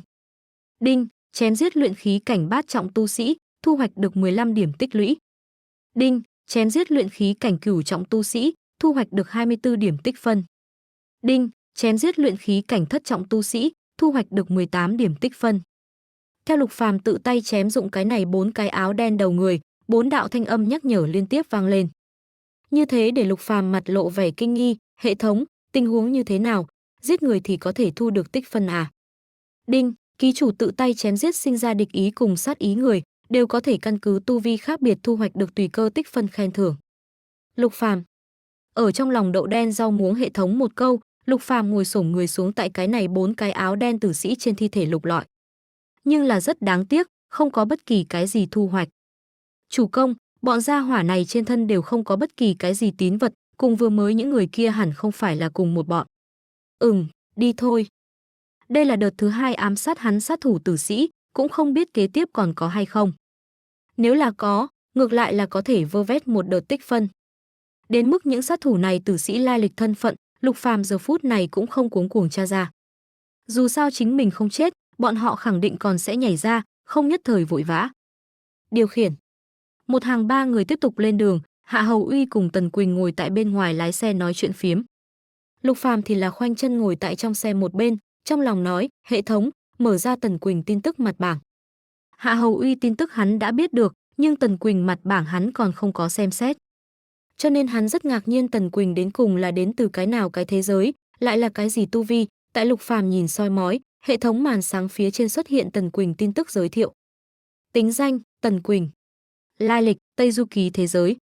Xưng hào, Lăng Yên các công thần, môn thần, tả võ thần tướng. Tu vi, ngưng hồn cảnh nhất trọng. Công pháp, Linh Bảo Minh Quay. Pháp bảo, Kim Cương Giản, Hổ Đầu Chạm Kim Thương, chưa giải khóa, Kim Toàn Đề Lô Thương, chưa giải khóa. Đặc thù thuộc tính, tuyệt địa phản kích, môn thần nộ hống. Liếc một chút xem hết màn sáng phía trên tin tức, Lục Phàm nhất thời mặt lộ vẻ thần sắc kinh ngạc. Tây Du thế giới Tần Quỳnh. Tây Du thế giới bên trong hoàn toàn chính xác có Tần Quỳnh, nhưng là chỉ có chút ít vài câu ghi chép, cho nên căn bản không ai chú ý. Hệ thống, pháp bảo phía sau chưa giải khóa là có ý gì? Đinh, triệu hóa nhân vật có bao nhiêu cái pháp bảo, chủ động mở khóa một cái, còn lại cần ký chủ tiêu hao tích phân mở khóa. Mở khóa sau triệu hóa nhân vật thu hoạch được tùy cơ thực lực tăng lên. Nghe được lời giải thích này, Lục Phàm nhất thời ánh mắt sáng lên. Hệ thống, triệu hóa nhân vật tu vi trừ mở khóa pháp bảo tăng lên bên ngoài, còn có hay không những phương pháp khác? Đinh, triệu hóa nhân vật có thể tự mình tu luyện tăng lên, có thể giải tỏa pháp bảo bối tăng lên, có thể giải khóa trí nhớ kiếp trước tăng lên, cũng có thể mở ra hệ thống lịch luyện tiến hành tăng lên. Hệ thống liên tiếp nói ra 7-8 loại có thể tăng lên triệu hóa nhân vật tu vi phương pháp. Nhưng là trừ tự mình tu luyện bên ngoài phương pháp, toàn đều cần hệ thống tích phân. Xem ra cái này tích phân giá trị liên thành A. Trước đó còn tưởng rằng tích phân chỉ có thể ở hệ thống thương thành bên trong mua đồ, có thể hiện tại xem ra chính mình bố cục nhỏ. Hệ bên thống, ngoại trừ chém giết địch nhân thu hoạch được tích phân bên ngoài, còn có hay không cái khác thu hoạch tích phân phương pháp. Đinh, hoàn thành hệ thống nhiệm vụ có thể tùy cơ thu hoạch được tích phân, thu về các loại tài nguyên tu luyện cũng có thể đạt được tích phân. Đạt được đáp án này, Lục Phàm không khỏi nắm chặt song quyền, trong mắt tinh quang lấp lóe. Thu về tài nguyên cũng có thể thu hoạch được tích phân, như thế một cái hảo sinh ý. Tài nguyên tu luyện hắn hiện tại không có, nhưng là tương lai. Nghĩ tới đây, Lục Phàm trong đầu đột nhiên toát ra một cái ý niệm trong đầu, vội vàng ở trong lòng hỏi, hệ thống, ta tu vi có thể hay không dùng tích phân tăng lên? Đinh, ký chủ tu vi không cách nào dùng tích phân tăng lên. Màn đêm buông xuống, thú xa chậm rãi dừng lại. Trong xe một bên Lục Phàm mở hai mắt ra, trên mặt hiện ra khó có thể che giấu hưng phấn kích động. Đây chính là ngưng nguyên cảnh cửu trọng đỉnh phong lực lượng A. Theo một cái không cách nào tu luyện phế vật biến thành ngưng nguyên cảnh cửu trọng đỉnh phong cường giả, Lục Phàm hưng phấn trong lòng có thể nghĩ. Tuy nhiên bên người có Tần Quỳnh cùng Hạ Hầu Uy, nhưng chung quy là không có tự thân cường đại khiến người ta an tâm. Lúc này ở ngoài thùng xe một bên truyền đến Tần Quỳnh thanh âm. Chủ công, tối nay ngay ở chỗ này nghỉ ngơi đi, phía trước sơn lâm đông đảo, như tiếp tục đi đường, sợ là sẽ phải dẫn tới hung thú công kích. Tốt, ngay ở chỗ này nghỉ ngơi đi. Phương thế giới này không chỉ có tu sĩ, cũng có hung hãn kinh khủng hung thú cùng miệng nói tiếng người, có thể hóa thành nhân hình linh thú cùng yêu thú. Linh thú cùng yêu thú vô cùng hiếm thấy, nhưng là hung thú trải rộng sơn lâm, khắp nơi có thể thấy được. Nhất là sau khi màn đêm buông xuống, hung thú ra ngoài săn mồi, không chỉ có hung tính tăng vọt, hơn nữa còn cực kỳ khát máu. Mặc dù mình hiện tại là ngưng hồn cảnh cửu trọng đỉnh phong tu vi, bên người còn có Tần Quỳnh cùng Hạ Hầu Uy. Nhưng là Lục Phàm cũng không muốn chủ động đi tìm đường chết. Nói Lục Phàm cũng đi ra thú xa, đi vào bên ngoài hoạt động xương ống chân, hấp thu tương đối linh khí nồng nặc. Tần Quỳnh cùng Hạ Hầu Uy cảm nhận được Lục Phàm trên thân vừa đột phá khí tức lưu lại, không khỏi hiếu kỳ nói: "Chủ công, tu vi của ngài?" Lục Phàm cười thần bí không có giải thích, trong lòng nói: "Hệ thống, có thể hay không ẩn tàng ta tu vi cùng khí tức?" Giờ phút này hắn còn không muốn bại lộ tu vi, bao quát về sau cũng thế, trừ phi đến bách thời điểm bất đắc dĩ. Tiếng nói vừa ra, hắn tu vi khí tức toàn bộ biến mất, lần nữa biến thành không có chút nào tu vi phế vật. Cảm nhận được Lục Phàm tu vi khí tức hoàn toàn biến mất, Tần Quỳnh cùng Hạ Hầu Uy không khỏi mặt lộ vẻ kính sợ thần sắc. Ngoại giới nghe đồn chủ công là không cách nào tu luyện phế vật, nhưng lúc này nhìn tới, chủ công giấu thật sâu. Tại bên ngoài đi dạo một lát, Lục Phàm một lần nữa trở lại trong xe một bên. Nhưng mà đúng vào lúc này, tại thùng xe trái phải hai bên khoanh chân bảo vệ Hạ Hầu Uy cùng Tần Quỳnh đồng thời phi thân lên phát ra hét to. Tặc tử muốn chết. Chỉ thấy một tên che mặt tu sĩ áo đen tay cầm trường kiếm màu bạc, theo phía bên phải núi rừng bên trong công sát mà đến. Mục tiêu chính là thú xa thùng xe. Hạ Hầu Uy cùng Tần Quỳnh mặt mũi tràn đầy sát ý, tế ra pháp bảo liên thủ nghênh đón tiếp lấy. Đinh. Lục Phàm thần sắc âm trầm đi ra thùng xe, bất ngờ nhìn đến Hạ Hầu Uy cùng Tần Quỳnh chính liên thủ đối chiến áo đen che mặt tu sĩ. Thế mà cái kia che mặt tu sĩ áo đen chiến lực cực mạnh. Đối mặt Hạ Hầu Uy cùng Tần Quỳnh hai người liên thủ công kích đúng là không hề rơi xuống hạ phong một chút nào, thậm chí chiếm cứ lấy ưu thế. Trong nháy mắt, ba người cũng đã đối chiến mấy trăm chiêu. Đinh. Chỉ thấy áo đen che mặt tu sĩ một kiếm bức lui Hạ Hầu Uy cùng Tần Quỳnh về sau, thân hình lóe lên trong nháy mắt phi độn rời đi. Hạ Hầu Uy vừa định cầm thương truy kích, liền bị Tần Quỳnh ngăn lại. Giặc cùng đường chớ đuổi, cẩn thận cái này là đối phương Điệu Hổ Ly Sơn, bảo hộ chủ công an nguy quan trọng. Hạ Hầu Uy nghe vậy lúc này mới bỏ qua, cùng Tần Quỳnh cùng nhau hạ xuống tại Lục Phàm trước mặt. Chủ công, hai trên mặt người tràn đầy áy náy tức giận thần sắc, Lục Phàm thở một hơi thật dài nói. Gia hỏa này là tu vi gì? Người này không có bại lộ tu vi thật sự, bất quá yếu nhất cũng là ngưng hồn cảnh ngũ trọng phía trên. Tần Quỳnh vẻ mặt nghiêm túc, trong mắt hiện lên kiêng kỵ thần sắc. Bất quá gia hỏa này cũng không có sát ý, giống như không là hướng về phía ám sát chủ công tới. Nghe Tần Quỳnh phán đoán, Lục Phàm không khỏi mày nhăn lại, không có sát ý. Vừa mới hắn còn tưởng rằng lại là hướng về phía ám sát chính mình tới, nhưng bây giờ Tần Quỳnh lại nói đối phương không có sát ý. Chẳng lẽ lại chỉ là vì quấy rối chính mình hay sao? Ngưng hồn cảnh ngũ trọng trở lên tu vi, Như thế cường giả cũng không thấy nhiều, chẳng lẽ là... Lục Phàm ánh mắt co rụt lại, tâm lý ẩn ẩn có đáp án, lúc này thở một hơi thật dài nói. Đã không là hướng về phía ám sát bản vương tới, vậy cũng không cần quản. Nói xong Lục Phàm một lần nữa trở lại trong xe một bên ngồi xếp bằng, tâm lý thật lâu không cách nào bình tĩnh. Phụ hoàng hắn rốt cuộc là ý gì? Hắn có thể không tin mình cái kia tiện nghi phụ hoàng nhìn không ra chính mình là bị oan uổng. Nếu không cũng sẽ không điều động ảnh vệ cường giả trong bóng tối bảo vệ mình. Mà lại vừa mới ra hỏa này không có gì bất ngờ xảy ra, khẳng định cũng là mình cái kia tiện nghi phụ hoàng phái tới. Đến mức nguyên nhân A, tất nhiên là cùng Tần Quỳnh có quan hệ. Nghĩ tới đây, Lục Phàm nhịn không được lòng sinh sợ hãi, tiện nghi của mình phụ hoàng thật lợi hại. Tần Quỳnh buổi sáng hôm nay mới xuất hiện, tiện nghi phụ hoàng buổi tối thì phái người đến dò xét. Như thế xem ra, nhất cử nhất động của mình đều bị người bí mật giám thị lấy. Nghĩ rõ ràng điểm này, Lục Phàm tâm lý càng là âm thầm nghĩ mà sợ. May mắn chính mình không có đưa lên Hoàng Kim Hỏa Kỵ binh, nếu không tình cảnh của mình sợ là sẽ phải nguy hiểm hơn. Hô, xem ra sau này muốn càng cẩn thận e dè hơn mới được, nếu không đừng nói cái kia chí tôn chi vị, có thể giữ được hay không mạng nhỏ cũng khó nói. Thở một hơi thật dài cưỡng ép để cho mình bình tĩnh trở lại, Lục Phàm hai mắt nhắm lại tiến nhập trạng thái tu luyện, nguyệt thỏ rơi về phía tây, kim ô đông thăng. Một đêm này qua được cực kỳ bình tĩnh, cũng không có sát thủ hoặc là hung thú đến đây xâm nhập. Trong xe một bên, Lục Phàm mở hai mắt ra, thần sắc vô cùng dễ dàng, không có chút nào mỏi mệt. Đi ra thùng xe, bất ngờ nhìn đến Tần Quỳnh cầm lấy Hạ Hầu Uy thủy hỏa đoạt hồn thương đùa nghịch hổ sinh uy. Hạ Hầu Uy thì ở một bên quan chiến gọi tốt, khắp khuôn mặt là kính sợ thần sắc. Lục Phàm cũng không có quấy giày, ngồi tại khung xe phía trên quan sát một bên âm thầm cảm khái. Không hổ là Tần Quỳnh, không chỉ có giản pháp vô song, thương pháp cũng là nhất đẳng mạnh, thực ngưu bức. Một lát sau, Tần Quỳnh kết thúc luyện tập, thông khoái cười lớn đem thủy hỏa đoạt hồn thương trả lại Hạ Hầu Uy. Ha ha ha, Quý Quyền, ngươi thanh này thủy hỏa đoạt hồn thương làm coi như không tệ, ta vừa tốt có một bộ thương pháp, quay đầu truyền thụ cho ngươi. Ha ha ha, cái kia liền đa tạ thúc bảo. Trong lúc nói cười, hai người tới Lục Phàm trước mặt, cùng nhau đối với Lục Phàm ôm quyền hành lễ, "Chủ công." Lục Phàm ra hiệu hai người miễn lễ, tiếp lấy liền đối với Tần Quỳnh cười nói, "Thúc bảo, ngươi không cần hâm mộ Quý Quyền, qua một thời gian ngắn bản vương nhất định cho ngươi tìm một thanh tuyệt thế hảo thương." "Đa tạ chủ công." Tần Quỳnh mỉm cười gật đầu. Lục Phàm thấy thế cũng không có nói tỉ mỉ, nói tiếp, "Đi thôi, tiếp tục đi đường, tranh thủ sớm ngày đến Bắc Cảnh." "Vâng." Tiếng nói vừa ra, Lục Phàm ba người tiếp tục đi đường, trực tiếp tiến về Bắc Cảnh Hán Dương quận phương hướng. Đại Càn Hoàng cung, Thái Hòa điện. Càn Hoàng Lục Chính ngồi tại long án sau lưng, trong tay cầm một phong tấu chương tỉ mỉ xem. Lúc này long án bình phong sau lưng truyền đến rất nhỏ tiếng bước chân, Lục Chính không ngẩng đầu, nhìn lấy tấu chương thản nhiên nói: "Kết quả như thế nào?" "Khởi bẩm bệ hạ, thái tử bên người có hai tên hộ vệ, bên trong một cái là ngưng hồn cảnh nhất trọng, một cái khác là chân đan cảnh cửu trọng." Ngưng hồn cảnh, Lục Chính buông xuống tấu chương, chau mày cùng một chỗ, có hay không điều tra ra lai lịch của bọn hắn lai lịch. "Bẩm bệ hạ, bọn họ chỗ làm chiêu thức cùng công pháp trước kia chưa bao giờ thấy qua, khuôn mặt cũng cực kỳ lạ lẫm, không giống như là hoàng triều cảnh nội cường giả."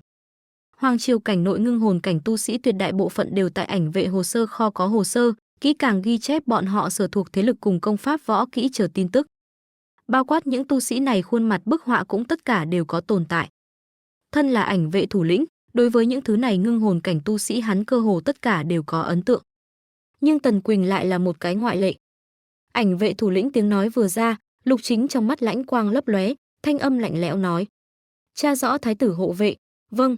Ảnh vệ thủ lĩnh lặng yên rời đi, Lục Chính thần sắc khôi phục lại bình tĩnh, đối với bên trong cửa phòng trầm giọng nói: "Người tới, nô tài tại." "Truyền chậm ý chỉ, sắc phong thái tử vì Hán Dương quận quận thủ kiêm trấn Bắc quân tả giáo úy, ban cho hắn thống soái 5.000 thân binh quyền lực." "Nô tài tuân chỉ." Theo bên ngoài cước bộ dần dần từng bước đi đến, Lục Chính ánh mắt híp lại, tự lẩm bẩm: "Đã muốn loạn, vậy liền loạn cái triệt để, trẫm ngược lại muốn nhìn xem, đến cùng có bao nhiêu ngưu quỷ xà thần." Hừ. Theo sắc phong thái tử Lục Phàm ý chỉ truyền đi, hoàng đô bên trong nhất thời gió dục mây vần. Ninh Vương phủ, phòng trước đại điện. Lục Cẩm thần sắc âm trầm ngồi tại chủ vị, phòng trước trên mặt đất khắp nơi đều là đồ sứ toái phiến cùng lưu ly toái phiến. Phụ tá Trương Kha đi tới thấy cảnh này, cười nhạt lắc đầu nói: "Điện hạ làm gì sinh khí đâu, bệ hạ cử động lần này mặc dù có thâm ý, nhưng đối với chúng ta lại là không có cái gì tệ chỗ, ngược lại là một cái lợi tốt." Hừ, lợi tốt, phụ hoàng đem chúng ta nuôi nhốt ở Hoàng Đô, nổi danh nghĩa phía trên phong địa bên ngoài, chúng ta những thứ này vương gia còn có cái gì? Nói đến chỗ này, Lục Cẩm vỗ bàn đứng dậy, trên mặt hiện ra khó có thể che giấu lửa giận. Thế nhưng là tên phế vật kia đâu, không chỉ có bị sắc phong thành quận thủ, còn chiếm được 5.000 thân vệ quyền lực. Hắn cái này nhị hoàng tử phong vương sớm nhất, có thể hết hạn hiện tại chỉ có 10 tên thân vệ mà thôi. Hắn khát vọng nhất chính là đạt được binh quyền, cho dù là 500 thân binh cũng có thể. Không sai, mà từ hắn phong vương đến nay, đừng nói là đạt được binh quyền, hắn liền đụng vào binh quyền cơ hội đều không có. Tuy nhiên hắn trong bóng tối chiêu mộ một số cường giả, cũng bí mật gây dựng thuộc tại chính mình thế lực. Nhưng những cái kia đều không ra gì. Muốn ngồi lên vị trí kia, ngoại trừ tự thân tu vi cùng cường giả ủng hộ bên ngoài, càng quan trọng hơn vẫn như cũ là binh quyền. Tu sĩ lợi hại đến mức nào? Đối mặt mấy vạn thậm chí mười mấy vạn binh mã cùng vô cùng cường đại lợi khí, cũng chỉ có nuốt hận tại chỗ phần. Trương Kha không có vội vã mở miệng, chờ Lục Cẩm phát tiết hoàn tất về sau, hắn mới lại cười nói. Điện hạ cũng đã nói, hắn chỉ là cái phế vật mà thôi, một cái phế vật cho dù có quận thủ danh tiếng lại có thể thế nào đâu. Bắc cảnh Hán Dương chi địa cục diện điện hạ cần phải rất rõ ràng, hắn một cái phế vật đến đó, ha ha. Nói đến đây Trương Kha ngừng dừng một chút, nói tiếp, đến mức cái kia 5.000 thân vệ quyền lực càng thêm không đáng để lo. Thế gian này chỉ có người yếu đi theo cường giả đạo lý, há có cường giả đi theo phế vật tiền lệ đâu. Nghe Trương Kha phân tích, Lục Cẩm cũng dần dần tỉnh táo lại, cau mày dò hỏi. Vậy theo tiên sinh ý kiến, bản vương đến đón lấy nên như thế nào? Điện hạ có biết bệ hạ đại họa trong đầu? Trương Kha mỉm cười đặt câu hỏi. Tự nhiên là mặc Bắc Thiên Võ Hoàng Triều, Lục Cẩm không chút do dự làm ra trả lời. Nhưng Trương Kha lại là lắc đầu liên tục, điện hạ sai, bệ hạ đại họa trong đầu không ở bên ngoài, mà ở bên trong. Hoàng triều cảnh nội 10 đại nhất lưu tông môn cùng bát đại thế gia cùng với rất nhiều phụ thuộc thế lực nghe điều không nghe tuyên. Trong bóng tối nắm giữ lấy đại lượng mỏ quặng, cầm giữ linh thạch, linh dược, đan dược các loại tư nguyên. Càng là tại hoàng triều cảnh nội trắng trợn mời chào thiên tài cùng cường giả, dẫn đến triều đình không người có thể dùng, trong quân máu mới không đáng kể. Nghe Trương Kha nói, Lục Cẩm sắc mặt cũng khó coi xuống tới, bởi vì đây chính là đại càn hiện trạng. Điện hạ, muốn có được bệ hạ coi trọng, cơ hội ngay tại nửa năm sau. Nửa năm sau, Lục Cẩm nghe vậy mặt lộ vẻ hiếu kỳ. Nửa năm sau chính là 3 năm một lần thiên kiêu thi đấu, đến lúc đó hoàng triều cảnh nội các đại thế lực thiên tài tề tụ Hoàng Đô. 2 lần trước thiên kiêu thi đấu lúc, hoàng thất thiên tài đều bị các đại thế lực nghiền ép, bệ hạ mất hết thể diện. Nếu là điện hạ có thể tại lần này thiên kiêu thi đấu bên trong triển lộ cao chót vót, cái kia bệ hạ nhất định mặt rồng cực kỳ vui mừng, đến lúc đó. Ngay tại Lục Cẩm cùng Trương Kha trong phủ thương nghị việc này thời điểm, Dự Vương phủ, Tề Vương phủ cùng Ngụy Vương phủ cùng các đại văn thần võ tướng trong phủ đệ cũng diễn ra cảnh tượng giống nhau. Tất cả mọi người đang suy đoán Càn Hoàng đạo này sắc phong ý chỉ dụng ý cùng ý nghĩ. Mà sắc phong nhân vật chính Lục Phàm đối với cái này lại là hoàn toàn không biết gì cả. Giờ phút này hắn cùng Tần Quỳnh Hạ Hầu Uy ba người lấy thú xa đi tới một tòa tương đối phồn hoa trong thành trì một bên. Chủ công, lại có 1-2 canh giờ trời liền đã tối, chúng ta ở chỗ này nghỉ ngơi một đêm còn tiếp tục đi đường. Tần Quỳnh một bên khống chế thú xa một bên hỏi thăm Lục Phàm. Mà Lục Phàm vén rèm lên nhìn phồn hoa vô cùng đường đi liếc một chút về sau, liền trầm ngâm nói. Ở chỗ này nghỉ ngơi một đêm đi, ngày mai lại xuất phát đi đường. Vâng, nhận được mệnh lệnh sau Tần Quỳnh liền tiếp theo lái xe hướng phía trước, đồng thời cũng dùng ánh mắt tìm kiếm lấy điều kiện hơi tốt khách sạn. Đúng lúc này, phía trước truyền đến tiếng vó ngựa dồn dập cùng không chút kiêng kỵ tiếng cười điên cuồng, điều khiển. Ha ha ha, bản thiếu cái này thớt ngựa thế nhưng là phí tổn đại đại giới mua được, các ngươi như thế nào đuổi theo kịp ta? Ba, đáng chết dân đen, vậy mà ngăn cản bản thiếu con đường, đi chết đi. Nương theo lấy tiếng vó ngựa dồn dập cùng cười như điên tiếng mắng chửi càng ngày càng gần, chỉ thấy phía trước bất ngờ có 4 tên hoa phục thanh niên giục ngựa chạy nhanh đến. 4 người trong tay còn cầm lấy roi dài, không kiêng nể gì cả cười như điên lấy quất về phía hai bên đường cùng ngăn cản tại bọn họ đường phía trước người. Không né tránh kịp nữa người đi đường trực tiếp bị phi nhanh tuấn mã cho hung hăng đụng bay ra ngoài. Bị đụng bay người đi đường nện ngã xuống đất miệng phun máu tươi, phát ra thống khổ kêu rên kêu thảm. Thế mà giục ngựa phi nhanh 4 cái hoa phục thanh niên lại là nhìn cũng không nhìn liếc một chút. Mà 4 cái hoa phục thanh niên sau lưng còn có hơn 10 người hộ vệ đồng dạng giục ngựa phi nhanh đi theo phía sau. Thấy cảnh này, lái xe Tần Quỳnh cùng Hạ Hầu Uy nhất thời mặt lộ vẻ sát ý. Hoàn khố ác đồ, nên giết. Trong xe một bên Lục Phàm cũng bị kinh động, lúc này vén rèm lên nhìn ra ngoài đi. Nhìn đến dục ngựa chạy nhanh đến 4 cái hoa phục thanh niên cùng bị đụng bay người đi đường về sau, Lục Phàm sắc mặt nhất thời âm lãnh xuống tới. Lúc này hắn nhìn đến phía trước có một tên phụ nữ ôm lấy một đứa bé con đứng ở trên đường phố van xin. Những người khác kịp thời chạy tới hai bên đường, mà cái này ôm lấy hài đồng phụ nữ trực tiếp bị chạy nhanh đến liệt mã cho sợ choáng váng. Trong lúc nhất thời, nàng vậy mà ngu ngơ tại đường trường. Mà cầm đầu tên kia hoa phục thanh niên thấy cảnh này sau không chỉ có không có giảm tốc, ngược lại giận mắng một tiếng. Tiện phụ mau cút đi. Giận mắng đồng thời, dục ngựa phi nhanh hoa phục thanh niên trực tiếp huy động roi dài hướng về bị dọa sợ phụ nữ quất tới. Hoa phục thanh niên là một tên đoán thể cảnh cửu trọng tu sĩ. Tuy nhiên tu vi rất yếu, biến như là cái này một roi quất xuống, thân là người bình thường phụ nữ không chết cũng sẽ trọng thương. Huống chi trong ngực của nàng còn ôm lấy một đứa bé con, hai đồng bị quất bay nghĩ mà sợ là khó thoát khỏi cái chết. Vốn là thần sắc âm lãnh Lục Phàm thấy cảnh này về sau, tâm lý lửa giận cùng sát ý cũng không còn cách nào áp chế, nhất thời quát khẽ nói: "Thúc bảo!" Đã sớm sát ý nảy sinh Tần Quỳnh thu đến mệnh lệnh sau lách mình theo thú xa trước thất nhảy lên một cái, xoát, chỉ thấy một đạo hư ảnh lóe qua, toàn thân phát ra dọa người sát ý Tần Quỳnh cũng đã xuất hiện tại cái kia trước ngực hài đồng phụ nữ phía trước. Làm hoa phục thanh niên roi dài quất tới lúc, Tần Quỳnh trực tiếp nhấc tay nắm lấy roi dài dùng lực kéo một cái. Lăn xuống đến. Nương theo lấy tiếng hét phẫn nộ, vung roi hoa phục thanh niên trực tiếp theo trên lưng ngựa bay tới. Chạy nhanh đến liệt mã bởi vì quán tính cũng hướng phía trước vọt tới, sắp đâm vào Tần Quỳnh trên thân. Bốn phía người đi đường thấy cảnh này nhất thời hét lên kinh ngạc âm thanh. Ngay tại vây xem người qua đường coi là Tần Quỳnh sẽ bị liệt mã đụng bay thời điểm, Tần Quỳnh khẽ quát một tiếng huy quyền hướng về phía trước đập tới. Chỉ nghe một đạo trầm đục âm thanh, phi nhanh vọt tới liệt mã trực tiếp bị Tần Quỳnh một quyền nện bay ra ngoài. Bị đập bay liệt mã bay ngược mười mấy mét sau mới đập ầm ầm ngã trên mặt đất, phát ra vô cùng thống khổ gào thét, giãy giụa vài cái liền không có động tĩnh. Mà tên kia thoát ly lưng ngựa bay tới đằng trước hoa phục thanh niên cũng hung hăng đập vào Lục Phàm lấy thú xa trước mặt. Nện ngã xuống đất hoa phục thanh niên trực tiếp phát ra một đạo thống khổ kêu thảm, sắc mặt biến trắng bệch một mảnh. Chu vi xem người đi đường trực tiếp bị tình cảnh này khiếp sợ trợn mắt hốc mồm. Mặt khác ba tên dục ngựa phi nhanh hoa phục thanh niên cũng bị hoảng sợ sắc mặt trắng bệch, vội vàng nắm chắc dây cương để phi nhanh liệt mã ngừng lại. Phi nhanh liệt mã vừa dừng lại, bị dọa đến toàn thân như nhũn ra ba cái hoa phục thanh niên liền trực tiếp theo trên lưng ngựa sụi lơ trên mặt đất. Tần Quỳnh thấy thế lạnh hừ một tiếng, cách không nắm lấy ba tên này vứt xuống thú xa trước mặt.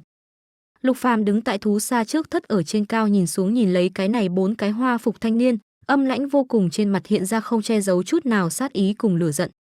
Tại cái này tàn khốc vô cùng tu luyện thế giới, nhân mạng không đáng tiền, thiện lương càng là đòi mạng ma chú, lúc nào cũng có thể sẽ chôn vùi chính mình tính mạng. Hắn không phải thánh mẫu, đương nhiên sẽ không đi khắp thế giới quản chuyện như vậy. Bất quá bị chính mình gặp chuyện như vậy, về công cũng tốt, về tư cũng được, hắn đều sẽ không bỏ qua dạng này hoàn khố bại loại. Không đợi Lục Phàm mở miệng, nện ngã xuống đất tên kia hoa phục thanh niên liền giãy giụa lấy đứng dậy giận dữ hét: "Các ngươi thật to gan, ngươi biết bản thiếu là ai chăng? Ta muốn các ngươi chết." Mặt khác ba tên hoa phục thanh niên mặc dù không có mở miệng, nhưng nhìn hướng Lục Phàm ánh mắt cũng đầy là oán độc phẫn hận. Bọn họ chưa bao giờ nhận qua ủy khuất như vậy. Lúc này bốn người hộ vệ cũng đuổi theo, ào ào xuống ngựa đem Lục Phàm cùng Tần Quỳnh cùng Hạ Hầu Uy ba người bao vây lại. Có hộ vệ ở bên người, cầm đầu tên hoa phục thanh niên càng phách lối, oán độc vô cùng nhìn chằm chằm Lục Phàm ba người nói: "Cho ta đem bọn hắn bắt lại, bản thiếu muốn để bọn hắn sống không bằng chết." Vâng. Hơn 10 người hộ vệ cùng kêu lên hẳn là về sau, ao ao cười gằn nhìn về phía Lục Phàm cùng Tần Quỳnh cùng Hạ Hầu Uy ba người. Tuy nhiên vừa mới Tần Quỳnh một quyền đập bay liệt mã, nhưng bọn hắn cũng không e ngại.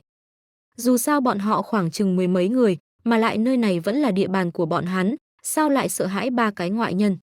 Dám đả thương thiếu gia nhà ta, đi chết đi.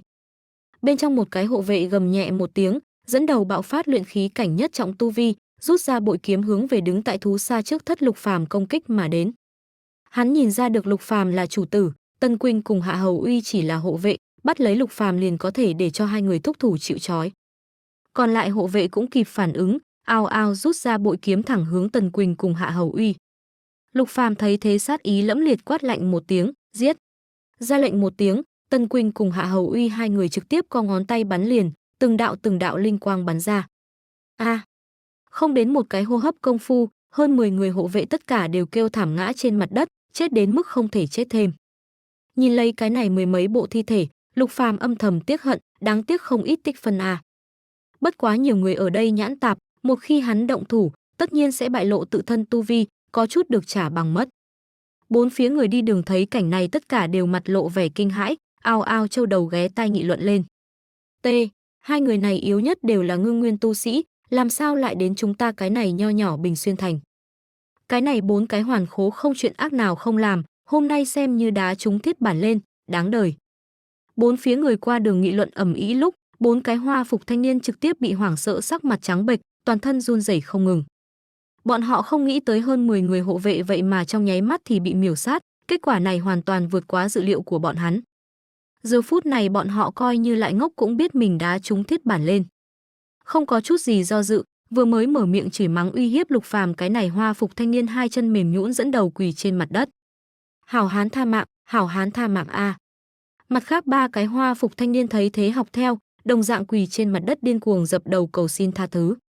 Lục Phàm theo thú xa phía trên đi xuống, từng bước một đi tới dập đầu cầu xin tha thứ. Bốn người cùng dừng đứng lại, ý búc. Huynh, không, ra, chúng ta sai, chúng ta có mắt không tròng, cũng không dám nữa, cầu ngài buông tha chúng ta đi. Tại nguy cơ sinh tử trước mặt, bốn cái hoàn khố cũng không dám nữa giống vừa mới kiêu ngạo như vậy, cùng chó một dạng bắt đầu chó vẩy đuôi mừng chủ. Nhìn lấy bọn hắn trước ngạo mạn sau cung kính bộ dáng, Lục Phàm trong mắt lóe lên một tia chán ghét khinh thường. Không có chút gì do dự, hắn nhìn về phía Tần Quỳnh, cái sau lập tức hiểu ý, lúc này cách không thu lấy một gã hộ vệ trường kiếm đưa cho Lục Phàm. Tiếp nhận trường kiếm, Lục Phàm không chút do dự hướng về cái này bốn người đầu chém xuống. Phốc phốc. Theo bốn cỗ máu tươi bắn mạnh mà ra, cái này bốn cái hoa phục thanh niên đầu người liên tiếp bị Lục Phàm chém xuống. Đinh, chém giết đoán thể cảnh cửu trọng tu sĩ, thu hoạch được 9 điểm tích phân. Đinh, chém giết đoán thể cảnh bát trọng tu sĩ, thu hoạch được 6 điểm tích phân. Đinh, chém giết đoán thể cảnh bát trọng tu sĩ, thu hoạch được 7 điểm tích phân. Đinh, chém giết đoán thể cảnh lục trọng tu sĩ, thu hoạch được 9 điểm tích phân. Hệ thống, vì cái gì chém giết cùng cảnh giới tu sĩ lấy được tích phân cũng khác biệt? Đinh, chém giết mục tiêu thiên phú, thể chất, khí vận không giống nhau, lấy được tích phân khen thưởng cũng khác biệt. Đạt được đáp án, Lục Phàm không có tiếp tục truy vấn. Tần Quỳnh cùng Hạ Hầu Uy thì là thuần thục vô cùng, đem bốn cái hoàn khố cùng hơn 10 người hộ vệ thi thể vơ vét không còn gì. Đúng lúc này, một đạo bi phẫn vô cùng tiếng giống từ nơi không xa truyền đến. Đáng chết tặc tử, dám đụng đến ta nhi, ta muốn các ngươi sống không bằng chết. Chỉ thấy phía trước bất ngờ có một tên thân hình mập mạp trung niên nam tử dục ngựa mà đến, hai mắt phiếm hồng, thần sắc dữ tợn đáng sợ. Sau người bất ngờ còn theo gần trăm tên thân mặc áo giáp binh lính, hiển nhiên là thành này thủ vệ. Mập mạp trung niên nam tử dục ngựa phi nước đại đến trước mặt, trông thấy vừa mới kêu gào tên kia hoa phục thanh niên thi thể về sau, nhất thời thân thể run lên, theo trên lưng ngựa trượt xuống. Con của ta. Tại một trận tiếng kêu rên bên trong, mập mạp trung niên nam tử một cái đi nhanh bổ nhào vào hoa phục thanh niên thi thể không đầu trước mặt. Nhìn lấy thi thể tách rời đầu, mập mạp trung niên nam tử phun ra một ngụm lớn máu tươi, ngưng nguyên cảnh nhất trọng tu vi, khí thế uy áp xen lẫn sát ý trong nháy mắt theo thể nội bạo phát. Đi theo mập mạp trung niên nam tử mà đến gần trăm tên binh lính thấy thế, lập tức đem Lục Phàm ba người đoàn đoàn bao vây. Lúc này lại có ba tên trung niên nam tử lảo đảo nghiêng ngã liên tiếp chạy đến, phân biệt ôm lấy ba bộ thi thể không đầu kêu rên nộ hống. Mà trước hết chạy tới mập mạp trung niên nam tử đem nhi tử thi thể không đầu cẩn thận từng ly từng tí để dưới đất. Đứng dậy, đỏ thẫm vô cùng hai mắt rơi vào Lục Phàm trên thân, cắn răng nghiến lợi gần từng chữ. Đáng chết tiểu xúc sinh, ngươi giết con ta muốn đem ngươi chém thành muôn mảnh. Nhìn lấy thần sắc dữ tợn mập mạp trung niên nam tử, Lục Phàm cười lạnh một tiếng, từ trong ngực xuất ra một cái màu vàng kim lệnh bài giơ lên cao cao. Tốt một cái Bình Xuyên thành chủ, dung túng tử hành hung phía trước mặt mọi người nhục mạ bản vương ở phía sau, quả nhiên là tội đáng chết vạn lần. Thúc Bảo, bắt lại cho ta. Vâng. Tần Quỳnh khẽ quát một tiếng, trực tiếp đối với mập mạp trung niên nam tử cách không đè ép, răng rắc. Chỉ nghe tiếng xương gãy vang lên, thân sắc hoảng sợ mập mạp trung niên nam tử trực tiếp hai đầu gối vỡ vụn té quỵ dưới đất. Hạ Hầu Uy thấy thế trực tiếp đối với vây quanh ba người gần trăm tên thủ vệ quân quát lên một tiếng lớn. Thái tử điện hạ ở đây, còn không mau mau hành lễ, muốn tạo phản không thành. Lời này vừa nói ra, gần trăm tên thủ vệ quân hai mặt nhìn nhau, tiếp lấy liền đồng loạt quỳ một chân trên đất. Bái kiến thái tử điện hạ. Bốn phía vây xem người đi đường giờ phút này cũng là mặt lộ vẻ kinh hãi, ào ào quỳ rạp xuống đất. Bái kiến thái tử điện hạ. Hô to hành lễ đồng thời, Gần trăm tên thủ vệ thì quân cùng vây xem người qua đường đều là vụng trộm dò xét Lục Phàm. Nghe đồn thái tử điện hạ không cách nào tu luyện phế vật mà lại tính cách nhu nhược, nhưng hôm nay gặp mặt giống như nghe đồn có chút hư giả. Trừ qua tu vi không nói, vị này thái tử điện hạ rõ ràng là sát phạt quyết đoán thế hệ, nơi nào có nửa điểm nhu nhược. Lục Phàm nhìn khắp bốn phía một vòng, thần sắc lạnh nhạt mở miệng nói, đều đứng lên đi. Đa tạ thái tử điện hạ. Những người còn lại toàn bộ đứng dậy, nhưng mập mạp trung niên nam tử cùng mặt khác ba tên trung niên nam tử giờ phút này lại là vẫn như cũ quỳ trên mặt đất. Cái trước bị Tần Quỳnh phế bỏ hai đầu gối không cách nào đứng dậy, sau ba cái thì là sợ hãi đan sen, căn bản không dám đứng dậy. Lục Phàm lườm bốn người này liếc một chút, ánh mắt híp lại, tâm lý có chủ ý, lúc này lạnh hừ một tiếng. Thân là Bình Xuyên thành chủ, không vì dân làm chủ, ngược lại dung túng tử hành hung, điều động bên trong thành thủ vệ làm tư dụng, tội đáng chết vạn lần. Nói Lục Phàm cầm kiếm đi thẳng về phía trước, Bình Xuyên thành chủ kiến hình dáng nhất thời trừng mắt mục đích nứt. Cái gì cầu thí thái tử, ngươi một cái phế vật cũng muốn giết ta, cái kia thì cùng chết đi. Nổi giận gầm lên một tiếng, Bình Xuyên thành chủ nâng tay phải lên, muốn bắn ra linh quang chảm giết Lục Phàm. Nhưng mà chẳng kịp chờ hắn có hành động, một đạo thân ảnh đột nhiên xuất hiện ở trước mặt hắn. Răng rắc, Bình Xuyên thành chủ hai tay trực tiếp bị lách mình mà đến Tần Quỳnh cứ thế mà vặn gãy. A! Tiếng kêu thảm thiết vang lên nháy mắt, Lục Phàm huy động trường kiếm đối với Bình Xuyên thành chủ cổ đâm tới. Phốc phốc! Máu tươi bắn mạnh, tinh thiết trường kiếm mũi kiếm xuyên thủng Bình Xuyên thành chủ cổ. Đinh! Chém giết ngưng nguyên cảnh tứ trọng tu sĩ, thu hoạch được 350 tích phân. Không nhìn trong đầu vang lên thanh âm nhắc nhở, Lục Phàm rút ra trường kiếm giơ lên cao cao, đối với bốn phía tất cả mọi người gần từng chữ. Vương tử phạm pháp, cùng thứ dân cùng tội, ta đại càn con dân có thể vì quốc mà chết, vì nhà mà chết, thành đạo nghĩa mà chết. Nhưng quyết không cho phép bị quyền quý khi nhục mà chết. Từ nay về sau, nếu có người dám trận chiến quyền khi nhục ta đại càn con dân, bản vương nhất định chu này cửu tộc, diệt này huyết mạch. Lục Phàm lời nói này leng keng có lực, nói năng có khí phách, truyền đến bốn phía tất cả mọi người trong lỗ tai một bên, trong nháy mắt làm cho tất cả mọi người sững sờ tại nguyên chỗ. Tần Quỳnh cùng Hạ Hầu Uy kích động sắc mặt đỏ lên, trong mắt tràn đầy cuồng nhiệt kính sợ. Đây chính là bọn họ đi theo hiệu trung chủ công. Gần trăm tên thủ vệ quân cùng bốn phía vây xem người qua đường cũng là toàn thân nhiệt huyết sôi trào, song quyền chăm chú nắm cùng một chỗ. Bọn họ sinh hoạt tại cái này Bình Xuyên thành, không ít bị bốn cái hoàn khố ác đồ khi nhục, nhưng bọn hắn giận mà không dám nói gì. Bây giờ thái tử điện hạ chu giết ác đồ, càng là trước mặt mọi người nói ra lần này nhiệt huyết chi ngôn, bọn họ chỉ cảm thấy một bầu nhiệt huyết hội tụ ở trong lòng. Lúc này đám người phía sau đột nhiên truyền đến một đạo cuồng nhiệt kích động tiếng giống, thái tử điện hạ vạn tuế. Theo đạo này giống tiếng vang lên, những người còn lại trong nháy mắt tìm được phát tiết phương pháp, ào ào theo cùng kêu lên hò hét. Thái tử điện hạ vạn tuế. Thái tử điện hạ vạn tuế. Nhìn lấy điên cuồng hò hét huy quyền mọi người, Lục Phàm bình tĩnh nội tâm trong nháy mắt dao động. Cái này, hắn vừa mới cái kia lời nói chỉ là muốn cho mình dựng đứng một người thiết lập mà thôi, vì về sau tranh đoạt vị trí kia sớm trải đường. Nhưng giờ phút này, nội tâm của hắn lại không cách nào bình tĩnh, song quyền chăm chú nắm cùng một chỗ. Nước có thể nâng thuyền, cũng có thể lật thuyền. Cái này thế giới có rất ít người minh bạch đạo lý này, hoặc là nói bọn họ minh bạch, chỉ bất quá đám bọn hắn không quan tâm. Bọn họ chỉ để ý đứng đầu cường giả, những thứ này hạ tầng lực lượng hoàn toàn bị bọn họ không để ý đến. Nhưng Lục Phàm quan tâm. Hắn cũng thật sâu minh bạch những thứ này hạ tầng lực lượng một khi liên hợp lại đến cùng đáng sợ đến cỡ nào. Ngay tại Lục Phàm như thế suy tư lúc, một chiếc vân thuyền từ đằng xa chạy nhanh DNLUC Phàm liếc một chút liền nhận ra đây là đại càn hoàng thất chuyên dụng vân thuyền, người bình thường căn bản không có tư cách sử dụng. Tại tất cả mọi người nhìn soi mói, chiếc này hoàng thất vân thuyền trực tiếp lơ lửng ở bên cạnh một tòa nhà nóc nhà.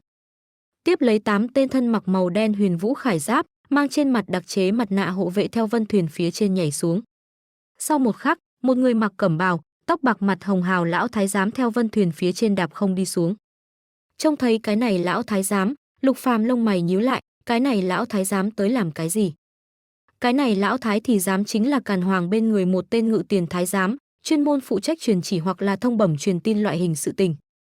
Trong lúc suy tư, tóc bạc mặt hồng hào ngự tiền thái giám đi vào Lục Phàm trước mặt khom lưng hành lễ. Nô tài bái kiến thái tử điện hạ. Công công miễn lễ. Lục Phàm khách khí một chút đầu, nhịn không được hiếu kỳ dò hỏi. Công công đến đây không biết có chuyện gì. Dù sao ngự tiền thái giám thân phận so sánh đặc thù, sẽ không tùy tiện xuất cung, càng thêm không sẽ rời đi hoàng đô, bây giờ lại là truy đến nơi này. Chẳng lẽ mình cái kia tiện nghi phụ hoàng đổi ý, muốn chính mình phản về hoàng đều không thành. Ha ha, chúc mừng thái tử điện hạ, nô tài lần này đến đây là phụng mệnh đến đây truyền chỉ. Cười híp mắt nói xong lời này, lão thái giám sắc mặt trong nháy mắt khôi phục nghiêm túc, theo chữ vật giới bên trong xuất ra phát ra nhàn nhạt uy áp màu vàng kim thánh chỉ. Nhìn đến thánh chỉ, lão thái giám sau lưng 8 tên huyền võ vệ dẫn đầu quỳ một chân trên đất. Bốn phía vây xem người qua đường thấy thế cũng ào ào quỳ rạp xuống đất, đồng thời hiếu kỳ đánh giá lão thái giám trong tay thánh chỉ. Dù sao Bình Xuyên thành chỉ là cằn cỗi tiểu thành, bọn họ lại là tầng dưới chót nhất người bình thường, nơi nào thấy qua trong truyền thuyết thánh chỉ. Gặp tất cả mọi người quỳ trên mặt đất, Lục Phàm bất đắc dĩ thở dài, chỉ có thể theo quỳ một chân trên đất. Mình bây giờ quá yếu, cũng không dám quang minh chính đại cùng tiện nghi phụ hoàng đối nghịch. Quỳ thì quỳ đi, cũng sẽ không thiếu một miếng thịt. Gặp Lục Phàm đều quỳ một chân trên đất, Tân Quỳnh cùng Hạ Hầu Uy cũng liền theo quỳ một chân trên đất. Lão thái giám thấy thế lúc này mới hài lòng gật đầu, lúc này mở ra thánh chỉ, thanh âm to cao giọng tuyên đọc. Phụng Thiên Thừa vận, hoàng đế chiếu viết, thái tử bình thường chờ lệnh trấn thủ biên cương, trẫm lòng rất an ủi. Sắc phong này vì Hán Dương quận thủ kiêm trấn Bắc quân tả giáo úy, ban cho hắn thống soái 5.000 thân binh quyền lực, đợi chiếu hồi chiều, khâm thử. Theo lão thái giám tuyên đọc thánh chỉ, bốn phía người đi đường nhất thời càng hưng phấn lên. Cái này uy vũ thiếu niên anh tuấn quả nhiên là thái tử điện hạ. Mà Lục Phàm nghe thánh chỉ nội dung lại là có chút mộng bức, chính mình không phải là bị lưu đày sao, làm sao biến thành chính mình chờ lệnh trấn thủ biên cương. Còn có cái này sắc phong lại là chuyện gì xảy ra? Lục Phàm nghi hoặc lúc tuyên đọc hết thánh chỉ, lão thái giám ho nhẹ một tiếng, Lục Phàm giật mình tỉnh lại, vội vàng cất cao giọng nói: "Nhi thần lĩnh chỉ tạ ơn." Nói Lục Phàm tiếp nhận thánh chỉ đứng lên, lão thái giám thấy thế cười tủm tỉm nói: "Thái tử điện hạ, ý chỉ truyền xong, bệ hạ còn để nô tài cho điện hạ truyền một câu khẩu dụ." Nói hắn liền dùng bí thuật truyền âm, đem càn hoàng khẩu dụ cáo chi cho Lục Phàm một người. Truyền âm cáo chi khẩu dụ về sau, lão thái giám lúc này mới cung kính vô cùng hướng Lục Phàm khom người cáo tử. "Chúc điện hạ thuận buồm xuôi gió, lão nô cáo tử." Nói xong lão thái giám liền đạp không mà lên leo lên vân thuyền, sau đó vân thuyền liền đằng không mà lên rời đi Bình Xuyên thành. Đến mức cái kia 8 tên huyền võ vệ cũng không có theo lấy rời đi, bọn họ là càn hoàng ban thưởng cho Lục Phàm 8 tên hộ vệ. Bất quá đến cùng là hộ vệ vẫn là giám thị, vậy liền không được biết rồi. Đưa mắt nhìn vân thuyền biến mất trong tầm mắt, Lục Phàm thở phào một hơi, lườm 8 cái không nhúc nhích huyền võ vệ liếc một chút, lập tức nhìn về phía Tần Quỳnh cùng Hạ Hầu Uy. Hai người vừa muốn nói gì, lại bị Lục Phàm dùng ánh mắt ngăn lại. Đè xuống tâm lý dao động suy nghĩ, Lục Phàm nhìn về phía y nguyên quỳ trên mặt đất 3 cái hoa phục trung niên nam tử. Gặp Lục Phàm ánh mắt nhìn tới, sắc mặt trắng bệch 3 người nhất thời điên cuồng dập đầu cầu xin tha thứ. "Thái tử điện hạ tha mạng, thái tử điện hạ tha mạng a." Nếu như Lục Phàm chỉ có lẻ loi một mình, hoặc là bên người chỉ có 2 tên hộ vệ, bọn họ có lẽ sẽ bí quá hóa liều lựa chọn liều mạng. Nhưng Lục Phàm sau lưng còn có 8 tên huyền võ vệ, căn bản không phải bọn họ có thể khiêu khích, chỉ có thể quỳ xuống đất cầu xin tha thứ. Nhìn lấy dập đầu cầu xin tha thứ 3 người này, Lục Phàm trong mắt hung quang một lóe, không chút do dự huy kiếm giết 3 người này. Dù sao diễn trò làm nguyên bộ, 3 tên này tự nhiên là không thể bỏ qua. Đinh, chém giết ngưng nguyên cảnh nhất trọng tu sĩ, thu hoạch được 180 tích phân. Đinh, chém giết ngưng nguyên cảnh nhất trọng tu sĩ, thu hoạch được 230 tích phân. Đinh, chém giết ngưng nguyên cảnh nhất trọng tu sĩ, thu hoạch được 200 tích phân. Theo 3 đạo thanh âm nhắc nhở rơi xuống, nguyên bản an tĩnh đường đi lần nữa sôi trào náo nhiệt lên. Thái tử điện hạ vạn tuế. Cái này 4 người dù cho tử hành hung, tại Bình Xuyên thành bên trong có thể nói là không chuyện ác nào không làm, bây giờ toàn bộ phù pháp, sở hữu bình dân tu sĩ tự nhiên là vui mừng khôn xiết. Nhìn lấy hưng phấn hò hét rất nhiều người qua đường, Lục Phàm đưa tay ra hiệu tất cả mọi người an tĩnh lại, lúc này mới cao giọng mở miệng nói: "Chư vị, cái này 4 cái ác đồ đã bị bản vương giết chết, từ nay về sau, chư vị liền có thể an tâm tu luyện lao động, phàm là lại có ác đồ làm loạn, hoan nghênh chư vị tiến về Bắc cảnh tìm bản vương cáo trạng." Lời nói này lại là dẫn tới sở hữu người qua đường vỗ tay bảo hay, phát ra hưng phấn vô cùng tiếng hò hét. Cho tới nay, bọn họ đều là bị sơ sót hạ tầng con kiến hôi, bị khi nhục tra tấn đã là nhìn lắm thành quen sự tình. Mà Lục Phàm hôm nay hành động lại là để bọn hắn thấy được một chút hy vọng, càng có một loại được tôn trọng, bị coi trọng cảm giác. Loại cảm giác này gấp rút khiến cho bọn hắn đối Lục Phàm vô cùng kính trọng sùng bái. Tuy nhiên nghe đồn Lục Phàm không cách nào tu luyện phế vật, nhưng là bọn họ không quan tâm. Lúc này trong đám người lại có một đạo thanh âm quen thuộc mở miệng hò hét nói: Thái tử điện hạ, ngài hiện tại có thể nắm giữ 5.000 thân vệ, để cho chúng ta đi theo ngài đi. Theo đạo thanh âm này rơi xuống, bốn phía người đi đường tất cả đều hai mắt tỏa ánh sáng, ào ào theo hô lên. Nhìn lấy nguyên một đám ánh mắt cuồng nhiệt, muốn đi theo con đường của mình người, Lục Phàm nhìn chung quanh liếc một chút, bất ngờ thấy được một tên trên mặt ý cười nho nhã trung niên nam tử. Lục Phàm nhìn sang thời điểm, cái này nho nhã trung niên nam tử cũng nhìn lại. Vừa mới câu kia Thái tử điện hạ vạn tuế cùng vừa mới câu nói này đều là xuất từ cái này nho nhã trung niên nam tử miệng. Liếc nhau, Lục Phàm không hiểu cảm thấy cái này nho nhã trung niên có chút quen thuộc, lúc này ở trong lòng dò hỏi: Hệ thống, người này có phải hay không triệu hoán đi ra anh hùng? Đinh, người này vì triệu hồi anh hùng, vương hồn. Tính danh, vương hồn.